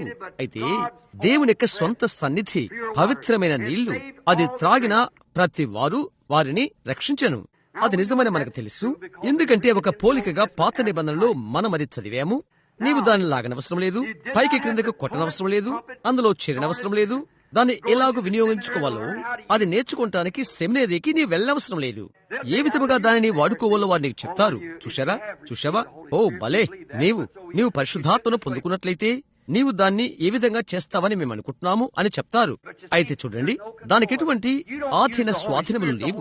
పరిశుద్ధాత్మను నీవు వాడుకోవు, పరిశుద్ధాత్మ నిన్ను వాడుకోను. చూశారా? నీవు కాదు, పరిశుద్ధాత్మను నీవు వాడుకోవు, పరిశుద్ధాత్మ నిన్ను పట్టుకును. వనమనగా కత్తిని తీసుకుని నీవు దానితో పెన్సిళ్లు చెక్కడం కాదు, అది నీకై నీవు దేవునికి ఇచ్చుకుంటావు. పరిశుద్ధాత్మ నిన్ను వాడుకున్నట్లు నీవు మార్గము తప్పుకుంటావు. గమనించు, వారు క్రిందకు పైకి కొట్టనవసరం లేదు, లేక దాన్ని లాగనవసరం లేదు. ఈ నీటిని మేము ఎలాగూ వాడుకోవాలి అని అడగనవసరము లేదు. ఎందుకనగా అది ఎలాగూ వాడుకోవాలో వారికి తెలుసు. వారు దప్పిక కొన్నారు, దాంతో ఏమి చేయాలో వారికి తెలుసు. అలాగని ఏ మత బోధకు లేక సంఘశాఖకు అతడు సంబంధించినప్పటికీ స్త్రీ గాని పురుషుడు గాని వారి ఎల్లా అలాగుండును. అతను దేవుని కొరకు దప్పికొన్నాడా? గత రాత్రి చెప్పిన ఈ ఆంగ్ల సహోదరుడు లేక బ్రిటన్ వారి సహోదరుడు చెప్పినట్లు మత పాఠశాలకు పరుగులు తీయనవసరం లేదు. తిరిగి వెనుకకపోయి ఆంగ్ల సంఘమును కలిసి అతడు కలిగి ఉన్న ఈ గొప్ప వరమును భాషలో మాట్లాడట దీనితో ఏం చేయాలి అని వారిని అడిగినట్లు అడగనవసరం లేదు. ఆరంభంలోనే వారు అతన్ని బయటికి నెట్టివేస్తారు. అవును, అతను దహముకున్నాడు కనుక దేవుడు అతన్ని నింపాడు. దానికి అది సరిపోతుంది. అది దహముకురుట. తర్వాత ఆయన నింపుతాడు. దాంతో నీవేమీ చేయాలని ఒకరు నీకు చెప్పి ఎటువంటి ఆధీనము చేయబోట అవసరం లేదు. దేవుడు ప్రతి వ్యక్తిని నడిపించును. నీ ఎడల ఆయన ఎలాగూ చేయవలనుకును అలాగే చేయును. నీవు ఒక ప్రత్యేకమైన వ్యక్తివి. నీవు దేవుని యొక్క భాగానివి. ఎవరూ నీ స్థానాన్ని తీసుకోరు. ఇది నేను చేయవలసి ఉన్నది లేక దానితో నేను చేయవలసి ఉన్నది అని చెప్పుటకు ఒకరి దగ్గరికి వెళ్ళటకు మార్గం లేదు. లేదండి, దేవుడు ఆయన కోరినట్లుగా ఆయన దాన్ని వాడుకును. నీవు దాహముతో ఉంటే ఎంత త్రాగాలో నీకు తెలుసు. ఈ ఉదయం మీరు దాహముకుంటే దాని నుండి త్రాగండి. అదే మీరు చేయవలసినది. వారి యొక్క తప్పిక కొరకు దేవుడు ఒక మార్గమును ఏర్పాటు చేశాడు. తప్పికతో ఉన్న బిడ్డలు ఆయనలో ఉచితముగా పాలు పొందుట. ఎవరైతే ఆకలితో దప్పికతో ఉన్నారో అట్టి స్త్రీ పురుషుని కొరకు ఈ ఉదయము దేవుడు ఒక మార్గాన్ని ఏర్పాటు చేశాడు. బహుశా ఎన్నడూ రక్షించబడిన వారు ఇక్కడ కూర్చుని ఉండవచ్చు. రక్షించబడు ఒడ్డున ఉండి ఇక్కడ కూర్చున్న వారు కొందరున్నారు. ఇక్కడ కొందరు సంఘ సభ్యులుగానే కూర్చున్న ప్రజలున్నారు. మీరు మంచి చేయాలనుకుంటున్నారా? అయితే మీరు చెరువు నీరు త్రాగుతున్నారు. ఈ సత్యములను వారెన్నడూ మీకు చెప్పరు. వచ్చుటకు ఒకే ఒక విషయము, దేవుని వాగ్దానాన్ని తీసుకోండి. ఓటు ఎద్దుకు రండి, అప్పుడు ఆయన దప్పికను తీర్చును. ఈ ఓట్లోనది త్రాగువాడు మరలా దప్పికొనడు. గమనించుడి, కృపను బట్టి పద్ధతి వలనే కాదు, విద్యను చెరువు ద్వారా కాదు. ఎవరైతే ఈ నీటిని స్వీకరించారో అట్టి వారి ఎడల ఆయన ఎంత ఉదారుడో గమనించుడి. ఆయన వాక్యమును ఆయన రుజువు చేయుచున్నాడు. అది జీవము అనుగ్రహించు వనరులు. ఆయన వాక్యమును ఆయన నీటిని మీరు తీసుకున్నట్లయితే మీరు నిత్య జీవాన్ని స్వీకరించున్నారని మీలో ఎంతమందికి తెలుసు? జీవమును స్వీకరించుతరి అని. సరే, ఉదాహరణకు 1-2 ఉదాహరణ కొరకు తీసుకుందాము. తర్వాత ఒక క్షణంలో నేను ముగించబోతున్నాను. ఆ గుండె ఒక చోట నాకు ఉండవలసి ఉన్నది. అయితే గమనించుడి, నేను మాట్లాడుతూ ఉన్నాను, కానీ అది చేయుటయని కాదు నా భావము. చూడండి, ఒక ఉదాహరణ తీసుకుందాము. ఇద్దరి గురించి మాత్రమే. యాకోబు చెరువు, అతను త్రవిన బావి. అక్కడ స్త్రీని తీసుకుందాము. అక్కడ ఆమె కూర్చుని ఉన్నది. నీళ్లు తీసుకుని వెళ్ళటకు ఎక్కడికైతే ఆమె వచ్చినదో అట్టి ఈ చెరువు లేక తొట్టి మాత్రమే ఆ స్త్రీకి తెలుసు. బావికి ఎదురుగా ఆమె చూచినది. కొంచెం అందరికీ కాన్పించేలా ఒక పురుషుడు, ఒక యూదుడు కూర్చున్నాడు. ఆమె సమరే స్త్రీ. అది సుకారు పట్టణము. ఈ మనుషుడు, ఈ యూదుడు ఆ స్త్రీతో అలవాటుగా కాని వాక్యమును పలికాడు, నాకు దాహమును కిమ్ము అని. ఆమె చెప్పినది, మనకు వేరు బంధమున్నది. అటువంటి ప్రశ్న నీవు అడుగుటకు అది సరికాదు. నీవు యూదుడవు, నేను సమరయురాలను. ఆయన చెప్పాడు, అయితే నీతో మాట్లాడుతున్నది ఎవరో నీవు ఎరిగి ఉంటే నీవు నన్ను దహమునికమని అడుగుతావు. త్రాగుటకు ఈ చెరువుకు నీవు రాకున్నటువంటి నీళ్లు నీకిచ్చేదను. అది నీలో ఊరడి బుగ్గగా ఉండును అని ఆయన చెప్పాడు. గమనించుడి, ఇది సత్యమని రుజువు చేయబడుట ఆమె కనుగొన్నప్పుడు మొదటిగా ఎవరైనా ఏ పురుషుడైనా అది చెప్తారు. అయితే ఆమె అన్నది, యెరూషలేములో ఆరాధన అని మీరు చెప్తారు, మేము ఈ పర్వతం మీద ఆరాధన అని చెప్తాము. ఆయన చెప్పాడు, రక్షణ యూదుల్లో ఉండియే కలుగుచున్నది. మేము నమ్మినది మేము ఎరుగుదాము. అయితే ఆయన చెప్పాడు, ఒకటి నేను చెప్పనివు. అలాంటి మాటలు ఈ పర్వతం మీద కాదు, లేక యెరూషలేములో కాదు. ఒక కాలము రాబోతున్నది, మనుష్యుడు ఆత్మతోనూ సత్యముతోనూ దేవుని ఆరాధించును. తండ్రి అటువంటి వారిని వెదకుచున్నాడు. ఆయన అడిగాడు, వెళ్ళు, నీ భర్తని ఇక్కడ తీసుకుని రమ్ము అని. గమనించుడి, ఇక్కడే అది రుజువైనది. ఆమె ఎటువంటి ఓటు యుద్ధ ఉన్నదో చూయించుచున్నది. వెళ్లి నీ భర్తను ఇక్కడికి తీసుకుని రా అని ఆయన అన్నాడు. నాకు భర్త లేడు అని ఆమె చెప్పినది. ఆయన చెప్పాడు, నీవు చెప్పిన మాట సరియే అని. చూశారా, అది ఆయన ఆమెను ఏమడిగినది? వెళ్లి నీ భర్తను తీసుకురా అన్నది ఒక విరుద్ధమైనదిగా కనిపిస్తుంది. నాకు భర్త లేడు అని ఆమె చెప్పినది. నీవు చెప్పిన మాట సరియే, అయితే నీకు 5 పెనిమిట్లున్నారు. ఇప్పుడున్నవాడు నీ పెనిమిటి కాదు. ఆమెను గమనించు. ఆ దినాన ఉన్నటువంటి యాజకులకు ఆమె ఎంతటి వ్యత్యాసమో. ఆ దినాన ఉన్నటువంటి యాజకులు అదే విషయాన్ని జరుగుట చూశారు. అయితే అన్నారు, అది దయ్యం, భావజనకమైనది, లేక బయల్జెబూబు. గమనించారా? ఆ దినాన వాగ్దానము చేయబడిన వాక్యమును నమ్ముటకు విఫలైపోయారు. ఏ ఒక్క యాజకుడు కంటే ఆ చిన్న స్త్రీ లేఖనములో వచనాలలో ఉన్నత శ్రేణిలో ఉంటుంది. ఆమె అన్నది, అయ్యా, నీవు ప్రవక్తవని అనుకుంటున్నాను. మలాకిలో 400 సంవత్సరం నుండి ఒక్కరు కూడా మాకు లేరు అన్నదామే. మేము ఒకరికొరక ఎదురు చూస్తున్నాము. ఒకరు వచ్చునని మేము ఎరుగుదాము. మెస్సయ్య ఆయన వచ్చినప్పుడు ఆయన ఏమి చేయనో అది ఇదే అవుతుంది. నేను ఆయన్నే అని యేసు చెప్పాడు. ఆమేన్. మీరు గమనించారా? యాకోబు చెరువు యొద్ద ఆమె తన కడవను వదిలిపెట్టి పట్టణంలోనికి పరిగెత్తినది. నిండైన ఓటుతో ఉన్న బుగ్గబావి పరిపూర్ణంగా రుజువు చేయబడగా ఆమె దాన్ని చూచినది. ఆయనే నిత్య జీవపు ఊట. ఆమెను మీకు పరిచయం చేస్తాను. ఆయన జీవపు వాక్యమని రుజువు చేయబడిన తర్వాత ఆమె దాన్ని వదిలిపెట్టినది. ఆమె దానిని వదిలిపెట్టినది. అరణ్యములో కొట్టబడిన అదే బండ అని ఆమె కనుగొన్నది. అప్పుడు ఉన్నది ఇదే అని రుజువు కాబడినది. నేనేం చెప్తాను? గతించిన దినములలో ఉన్న ఆ దేవుడు మనమెవరిని గూర్చి ఎంతో మాట్లాడిన ఆయనే ఇక్కడ ఇప్పుడు ఉన్నాడు. ఒక వేదాంత జ్ఞానము ద్వారా కాదు, ఆయన సంఘం పైన పరిశుద్ధాత్మగా ఈ కడవరి దినాలలో కురుమ్మరించబడతాడని ఆయన రుజువు యొక్క వ్యక్తిగత జ్ఞానము ద్వారా. నేను ఉంటిని అని ఆయన కాదు, నేను ఉన్నాను అని ఆయన ఇంకా ఉన్నాడు. ప్రస్తుత కాలం ఎల్లవేళల్లో. ఆ తర్వాత ఆ చెరువు దాని రుచిని పోగొట్టుకుంటుంది. ఆ విధముగానే ప్రతి ఒక్కరూ పరిశుద్ధాత్మక బాప్తిస్ము ద్వారా దేవుని యొక్క బలమును పొంది సంఘశాఖ పద్ధతులవుతారో వారి రుచిని వారు పోగొట్టుకుంటారు. నిల్వయున్న కప్పలు, బల్లులు, పురుగులు మొదలగునవి నీక అవసరం లేదు. నిర్మలమైనది, పరిశుభ్రమైనది అగు దేవుని వాక్యమగు ఊటలో ఉండి నీవు త్రాగుచున్నావు. నీ ఆత్మకు అన్ని వేళల్లో స్వచ్ఛమైనది. ఇప్పుడు అంతే. వాక్యం నిజమని రుజువు చేయబడినప్పుడు రుచి చూడు, అది నిజమో కాదో చూడు. చెరువు అదంత బాగా పనిచేసినప్పటికీ, దాని కాలాన్ని పనిచేసినప్పటికీ, అయితే గమనించుము, జీవజలముల మూట అక్కడే ఉన్నది. ఇక యాకోబు బావి లేదు ఆత్మ సంబంధంగా త్రాగుటకు. ఆ బావిలోనిది వారు త్రాగునప్పుడు వారు ఏమని తలంచిందురు? అది పర్వాలేదులే, అయితే జీవ జలముల మూట అక్కడే ఉన్నది. మనకున్న పద్ధతులు, సంస్థాపకులు మనకు అవసరం లేదు. మనం అంత్యకాలంలో ఉన్నాము. ఈ అంత్యకాలంలో ఆయన చేయునని కార్యములు, ఆయన చేయునని కార్యములు, ఆయన చేయునని దేవుడు వాగ్దానం చేశాడు. వాక్యముగానే అది నెరవేరుట మనము చూచాము. సైనిక బలంతో ఉండి వణుకుతూ ఒకటి జరుగుటకు సంసిద్ధంగా ఉన్నది అని చెప్పుట మనము చూచి ఉన్నాము. ఒకటి జరగబోతుందని పరిశుద్ధాత్మ మనకు హెచ్చరిక చేయటం మనము భావిస్తున్నాము. ప్రతిదీ క్రమములో పెట్టబడి ఉండుట మనము చూస్తున్నాము. కనుక వ్యవస్థ పద్ధతి విడిచి ఊటి ఎద్దుకు రా. అవునండి, దాని ఉద్దేశ్యం నెరవేర్చబడును. అయితే ఆమె ఇప్పుడు ఊటతో ముఖాముఖిగా కలుసుకుంటుంది. యోహాను 7:37-38 పర్ణశాల పండుగలో అంత్యదినమని యేసు చెప్పాడు. ఆయన ఏమి చెప్పాడు? ఎవడైనను దప్పికునేలా నా యుద్ధకు వచ్చి దప్పి తెచ్చుకొనవలెను. నేరుగా వేదాంతుల గుంపు మధ్యనే ఆయన చెప్పాడు. ఎవడైనను దప్పికునేలా నా యుద్ధకు వచ్చి దప్పిక తీర్చుకునవలెను. లేఖనము చెప్పినట్టు వాని కడుపులో నుండి జీవ జల నదులు పారును. జీవపు ఊట ఒకటి ఉన్నది. నేటి దినమున ఆ ఊటనే ప్రజలు మర్చిపోయారు. మత బోధ కోసము జీవజల ఊటను మర్చిపోయారు. నేను ఆయన మీకు పరిచయం చేయనివ్వండి, నేను ముగిస్తున్నాను. ఆయన వారు అరణ్యములో చనిపోతున్నప్పుడు హాగరు యొక్క ప్రాణమును, బిడ్డ ప్రాణమును రక్షించిన ఊట ఆయన. యెషయా 32లోని ఆ బండ ఆయనేనని నమ్ముతున్నాను. అలసర పుట్టించు దేశమున బండ ఆయనే, గాలి వనలో ఆశ్రయము ఆయనే. జకరియా 13 దావీదు సంతతి కొరకు, పాపము కొరకు తెరవబడిన ఊట ఆయనే. ఆయనే అది అని నేను నమ్ముతున్నాను. మీరు కీర్తనలు 36:9 ఆయన దావీదు యొక్క జీవపు ఊట ఏయున్నాడు.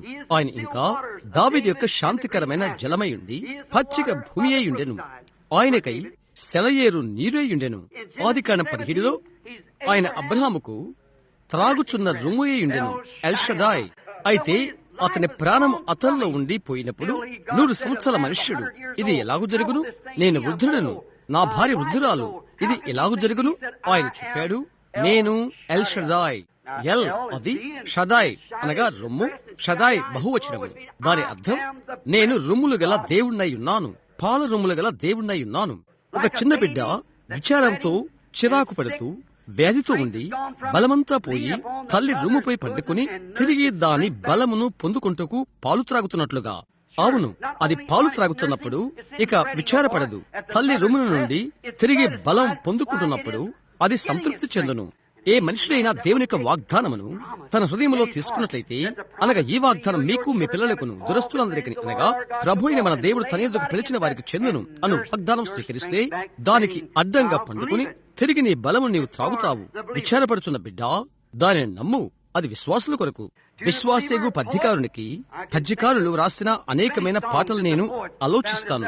అందులో ఒకటి ఇలా చెప్పబడినది, ఇమ్మానుయేలు రక్తము ఇంపైన ఊటగు, ఓ పాపి అందు మునుగుము, పాపంబు పోవును. ఆ ఊట ఎందు ముంగి దొంగ హా శుద్ధుడాయను. నేనట్టి పాపినిప్పుడు నేనందు మునుగుదును. గాయింపు రక్తమును నేను విశ్వసించి చూచి, విమోచన ప్రేమ నా కావ్యమై నేను చచ్చు వరకు నాదై ఉంటుంది. నాకైతే ఆయన వేరు చేయు వాక్యం యొక్క ఉదకము, ఆయన వాక్యానికి వ్యతిరేకమైన ప్రతిదానిని అది వేరు చేయను. అటువంటి ఊట ఆయనే అని నేను ఆయన నమ్ముతున్నాను. అవునండి, అది మనుషులు తయారు చేసిన చెరువులకు, అది జీవం గల నీటి బుగ్గ యొద్దకు నన్ను వేరుపరచు జలము. ఓ స్నేహితుడా, కార్యాలతో నీవు వెళ్ళుచు ఉండగలవు. ఆయన మనకై ఉన్నాడు. ఆయన అల్ఫా ఒమేగా, ఆయన ఆరంభము, ఆయనే అంతము. ఆయన ఉండెను, అనువాడు, ఉన్నాడు, ఉండబోతున్నాడు.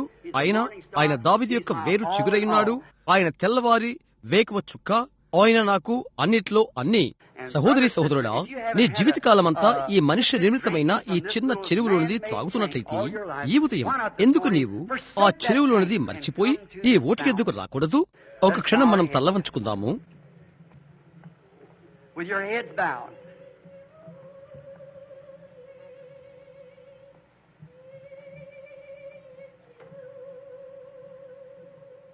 మీ తల్ల వంచి ఉండగానే నా భావము బలపీఠపు పిలుపు.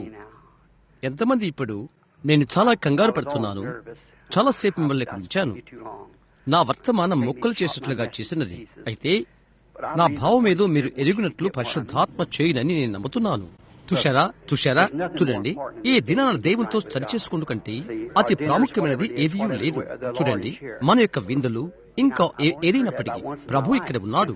ఈ సమయం వరకు నా జీవితంలో ఒకే ఒకసారి దాన్ని గురించి విన్నాను.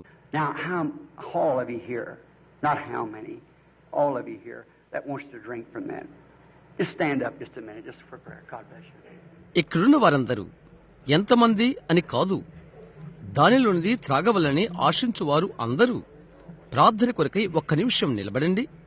దేవుడు మిమ్మల్ని దీవించును, ప్రభు మిమ్మల్ని దీవించు. ఇక్కడ ఉండి ప్రస్తుతం ఇప్పుడు నిలబడి ఉన్నవారు ఈ విధంగా చేయి ఎత్తి, దేవా నా మీదికి రండి, నన్ను నింపండి, ఈ ఊట్లోనిది నన్ను త్రాగనివ్వండి అని ఎంతమంది చెప్తారు? మంచిదేది నేను చేయలేదు, అయితే అందుకొరకు నన్ను నీవు క్షమించాలని కోరుకుంటున్నాను. నీవు పాపములు కడగాలని కోరుతున్నాను. ఈ దినము నుండి నన్ను చూడు.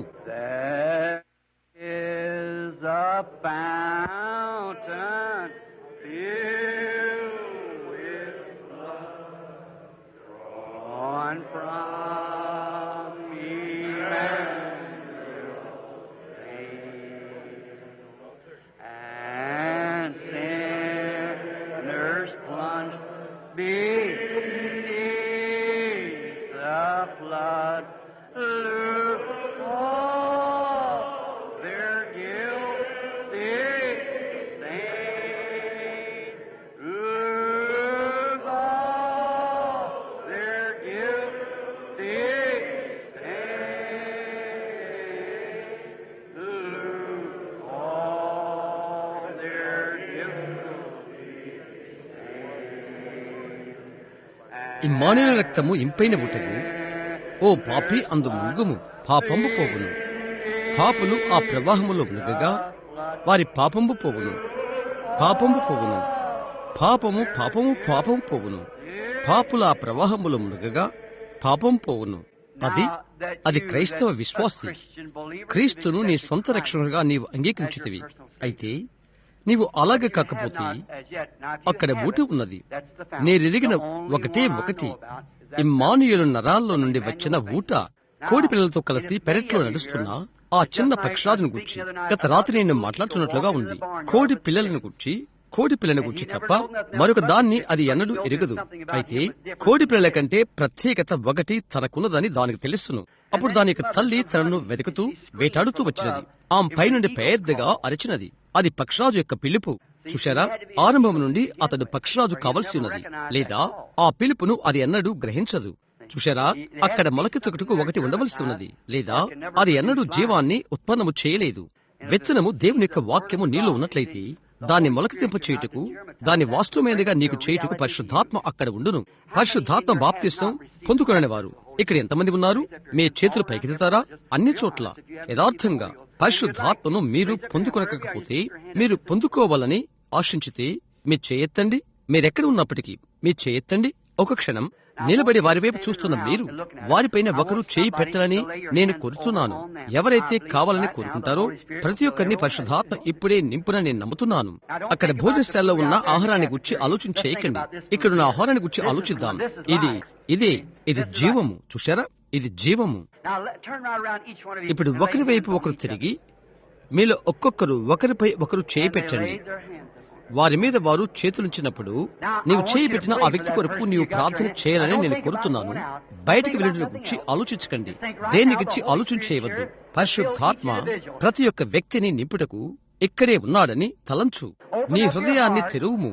చెరువులోని చెత్తనంతా బయటికి నెట్టివేయి. ఓ జీవపు ఊట, నాలోనికి రమ్ము, నన్ను నింపుము. ఓ దేవా, నీ కరుణా కటాక్షముల ద్వారా నన్ను నింపుము. ప్రభుని యేసు, ఆ అక్షయమైన ఊట నీవు ప్రతి ఒక్కరిని నింపమని దేవా నీకు నేను ప్రార్థన చేస్తున్నాను. పరిశుద్ధాత్మ ఇక్కడ దిగునుగాక. దేవా, ఏదైనా కానీ అన్నిటినీ మర్చిపోతున్నాము. ఇప్పుడే పరిశుద్ధాత్మ మా ఎదుకు దిగి ఆ జీవ జలములు ఉచితముగా ప్రతి చోట ఉన్న వారికి దయచేయమని నేను ప్రార్థిస్తున్నాను. దేవా, దాన్ని అనుగ్రహించము. ప్రార్థన పాట కలిసిపోతూ కొనసాగించబడుతుండగా అది నీ సన్నిధి అని నీ యొక్క దైవికమైన సన్నిధి అని ఎరిగిన వారమై, ప్రభువా, ఓటు ఎద్దుకు రావాలని మేము కోరుకుంటున్నాము. మాకు నిజమైన అసలైన పరిశుద్ధాత్మ బాప్తిస్ము కావాలి. ప్రభువా, ఈ ప్రజలు అందుకొరకు ప్రార్థన చేస్తున్నారు. ఇట్టి సరైన క్షణాన్ని దేవుని వాత్సల్యం చేత వారు నింపబడుదురు కాకని నేను ప్రార్థిస్తున్నాను. ఓ దేవా, అనుగ్రహము చూపండి. నీ బిడ్డల ప్రార్థన ఆలకించుము. వారి యొక్క ఉనికిలోకి వచ్చేదవు కాక. దేవుని యొక్క బలమగు పరిశుద్ధాత్మ వారిపైకి విరజిమ్మును కాక. దేవా, దయచేయము. ఓ పునరుజ్జీవము కొరకు, పరలోకము బలమైన దేవుని సన్నిధానము కొరకు మా మధ్య ఉన్నందుకు మేమెంతగా కృతజ్ఞతలు చెల్లించవలసి ఉన్నదో. ప్రభువా, ఇట్టి ఈ మధ్యాహ్న వేళలోనే మమ్మను పోషించుము. ప్రభువా, నీ బల యొద్ద నుండి మాకు ఆహారము కావాలి. ప్రభువా, మమ్ము పోషించుము. ఇప్పుడే పరిశుద్ధాత్మతో మమ్మల్ని పోషించుము. మా బ్రతుకుల్లో ఎండిపోయి ఆకలితోనున్న మా ఆత్మలు దాహముతో ఉన్నవి. పాట యొక్క అనువాదములో నీవు చెప్పిన రీతిగా ఎండి పగిలిన నేల మీద అది నీళ్లు పోయిను అని. ప్రభువా, అది జరుగును కాక. నీ బిడ్డల హృదయాలలో నీ యొక్క మాటలు ప్రత్యక్షపరచబడును కాక. ఎండి మాడిపోయిన నేలపైన నీళ్లు.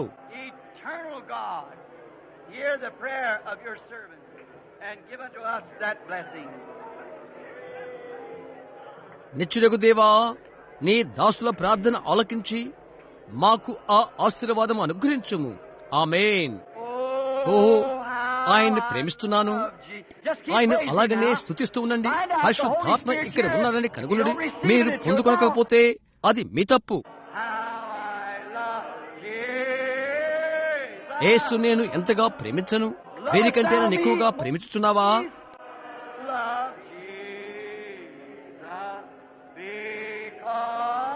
యేసును ప్రేమించదను, ఎందుకనగా ఆయన మొదట నన్ను ప్రేమించను. ఓహో, యేసును నేనెంతగా ప్రేమించను. దేవునికి స్తుతి కలుగును కాక. ఓ, యేసును నేనెంతగా ప్రేమించను. ఆయన ఈ క్షణంలో ఇప్పుడే వచ్చినట్లయితే ఏమోను.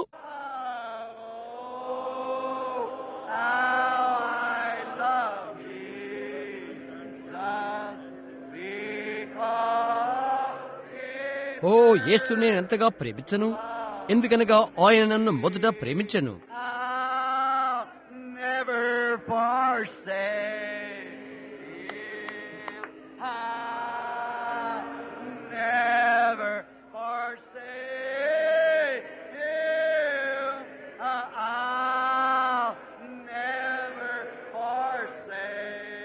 నేను ఆయన ఎన్నడూ మరవలేను. నేను ఆయన ఎన్నడూ మర్చిపోలేను. నేను ఆయన ఎన్నడూ మరవలేను, ఎందుకనగా ఆయన నన్ను మొదట ప్రేమించను.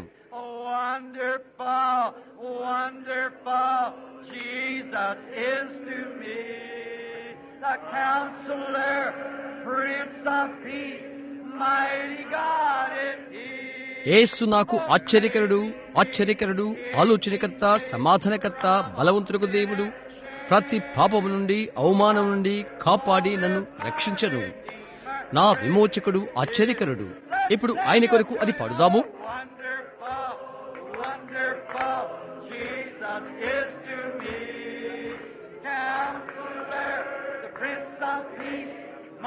యేసు నాకు ఆశ్చర్యకరుడు, ఆశ్చర్యకరుడు, ఆలోచనకర్త, సమాధానకర్త, బలవంతుడు దేవుడు, ప్రతి పాపము నుండి, అవమానం నుండి కాపాడి నన్ను రక్షించను. నా విమోచకుడు, ఆశ్చర్యకరుడు. ఆయన నామమునకు స్తుతి కలుగును కాక. అది భావించు వారందరూ ఆమేనని చెప్పండి. ఓ హల్లెలూయా. పరిశుద్ధాత్మతో కొందరు వచ్చుచునుట ఇప్పుడు నేను చూస్తున్నాను.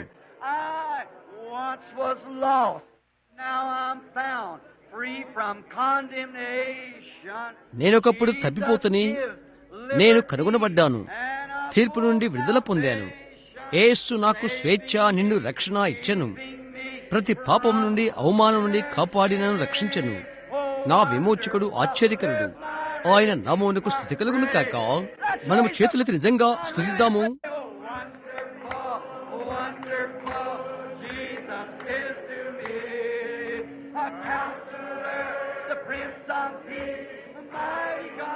యేసు నాకు ఆశ్చర్యకరుడు, ఆశ్చర్యకరుడు, ఆలోచనకర్త, సమాధానకర్త, బలవంతుడు దేవుడు, ప్రతి పాపము నుండి, అవమానం నుండి కాపాడి నన్ను రక్షించను.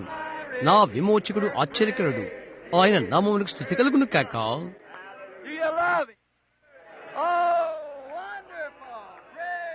మీరు ఆయన ప్రేమిస్తున్నారా? ఓహో, ఎంత అద్భుతం!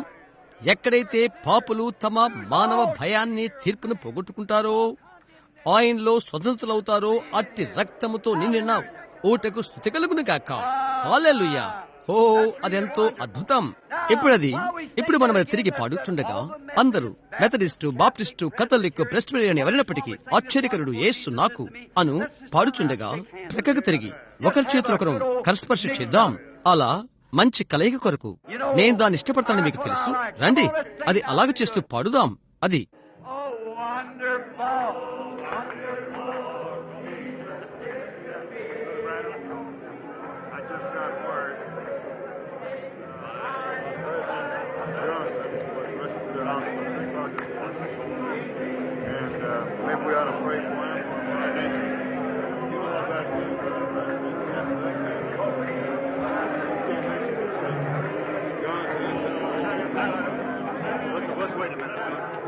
Wonderful Jesus is. That's right. Oh, Counselor, Prince of Peace. You want to step down? Keeping me from all sin and shame. Wonderful is my Redeemer. There's down through me. It makes the lame to walk and the blind to see. It opens prison doors. ఓ, ఆశ్చర్యకరుడు, ఆశ్చర్యకరుడు, యేసు నాకు ఆశ్చర్యకరుడు, యేసు నాకు ఆశ్చర్యకరుడు. అవునది నిజం. ఓ, ఆలోచనకర్త, సమాధానకర్త.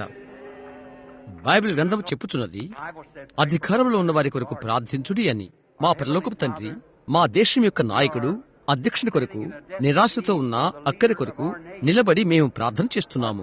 ప్రభువా, ఇది బహుశా అతడు ఎరిగిండకపోవచ్చును, నీకు అది తెలుసును. అతడు నీ యందు విశ్వాసి అని చెప్పుకున్నాడు. సహోదరు జాన్సన్ కొరకు నేను ప్రార్థిస్తున్నాను. తండ్రి, ఒక గుండె జబ్బు అతన్ని తాకినది మేము అనుకుంటున్నాము. దేవా, అతనికి ఆయుష్నిమ్మని ప్రార్థిస్తున్నాను. దేశంలో ఇబ్బందులు మాకున్నవి. ప్రభువా, నీ యొక్క ఆత్మ అతనిపై ఉంచుము. ఇప్పుడే అతడు ఆసుపత్రిలో ఉండినప్పటికీ లేక మరొక చోట ఉన్నప్పటికీ నీ యొక్క ఆత్మ ఆ వాల్టర్ రీడ్ ఆసుపత్రిలోనికి దిగివచ్చి అతని శరీరాన్ని ముట్టి అతని ప్రాణాన్ని కాపాడు కాక. ప్రభువా, ఆ మనిషిని ఎంతో ఒత్తిడితో, మేము అర్థం చేసుకోలేని ఒత్తిడితో ఉన్నాడు. కాబట్టి దేవా, విశ్వాసులుగా ఈ దేశం యొక్క భాగస్థులుగా ఈ గంభీరమైన గడియలో మా నాయకుని కొరకు అతని జీవితాన్ని పొడిగింపును అతనికి అనుగ్రహించమని యేసుక్రీస్తు నామములో ప్రార్థిస్తున్నాము. ఆమేన్.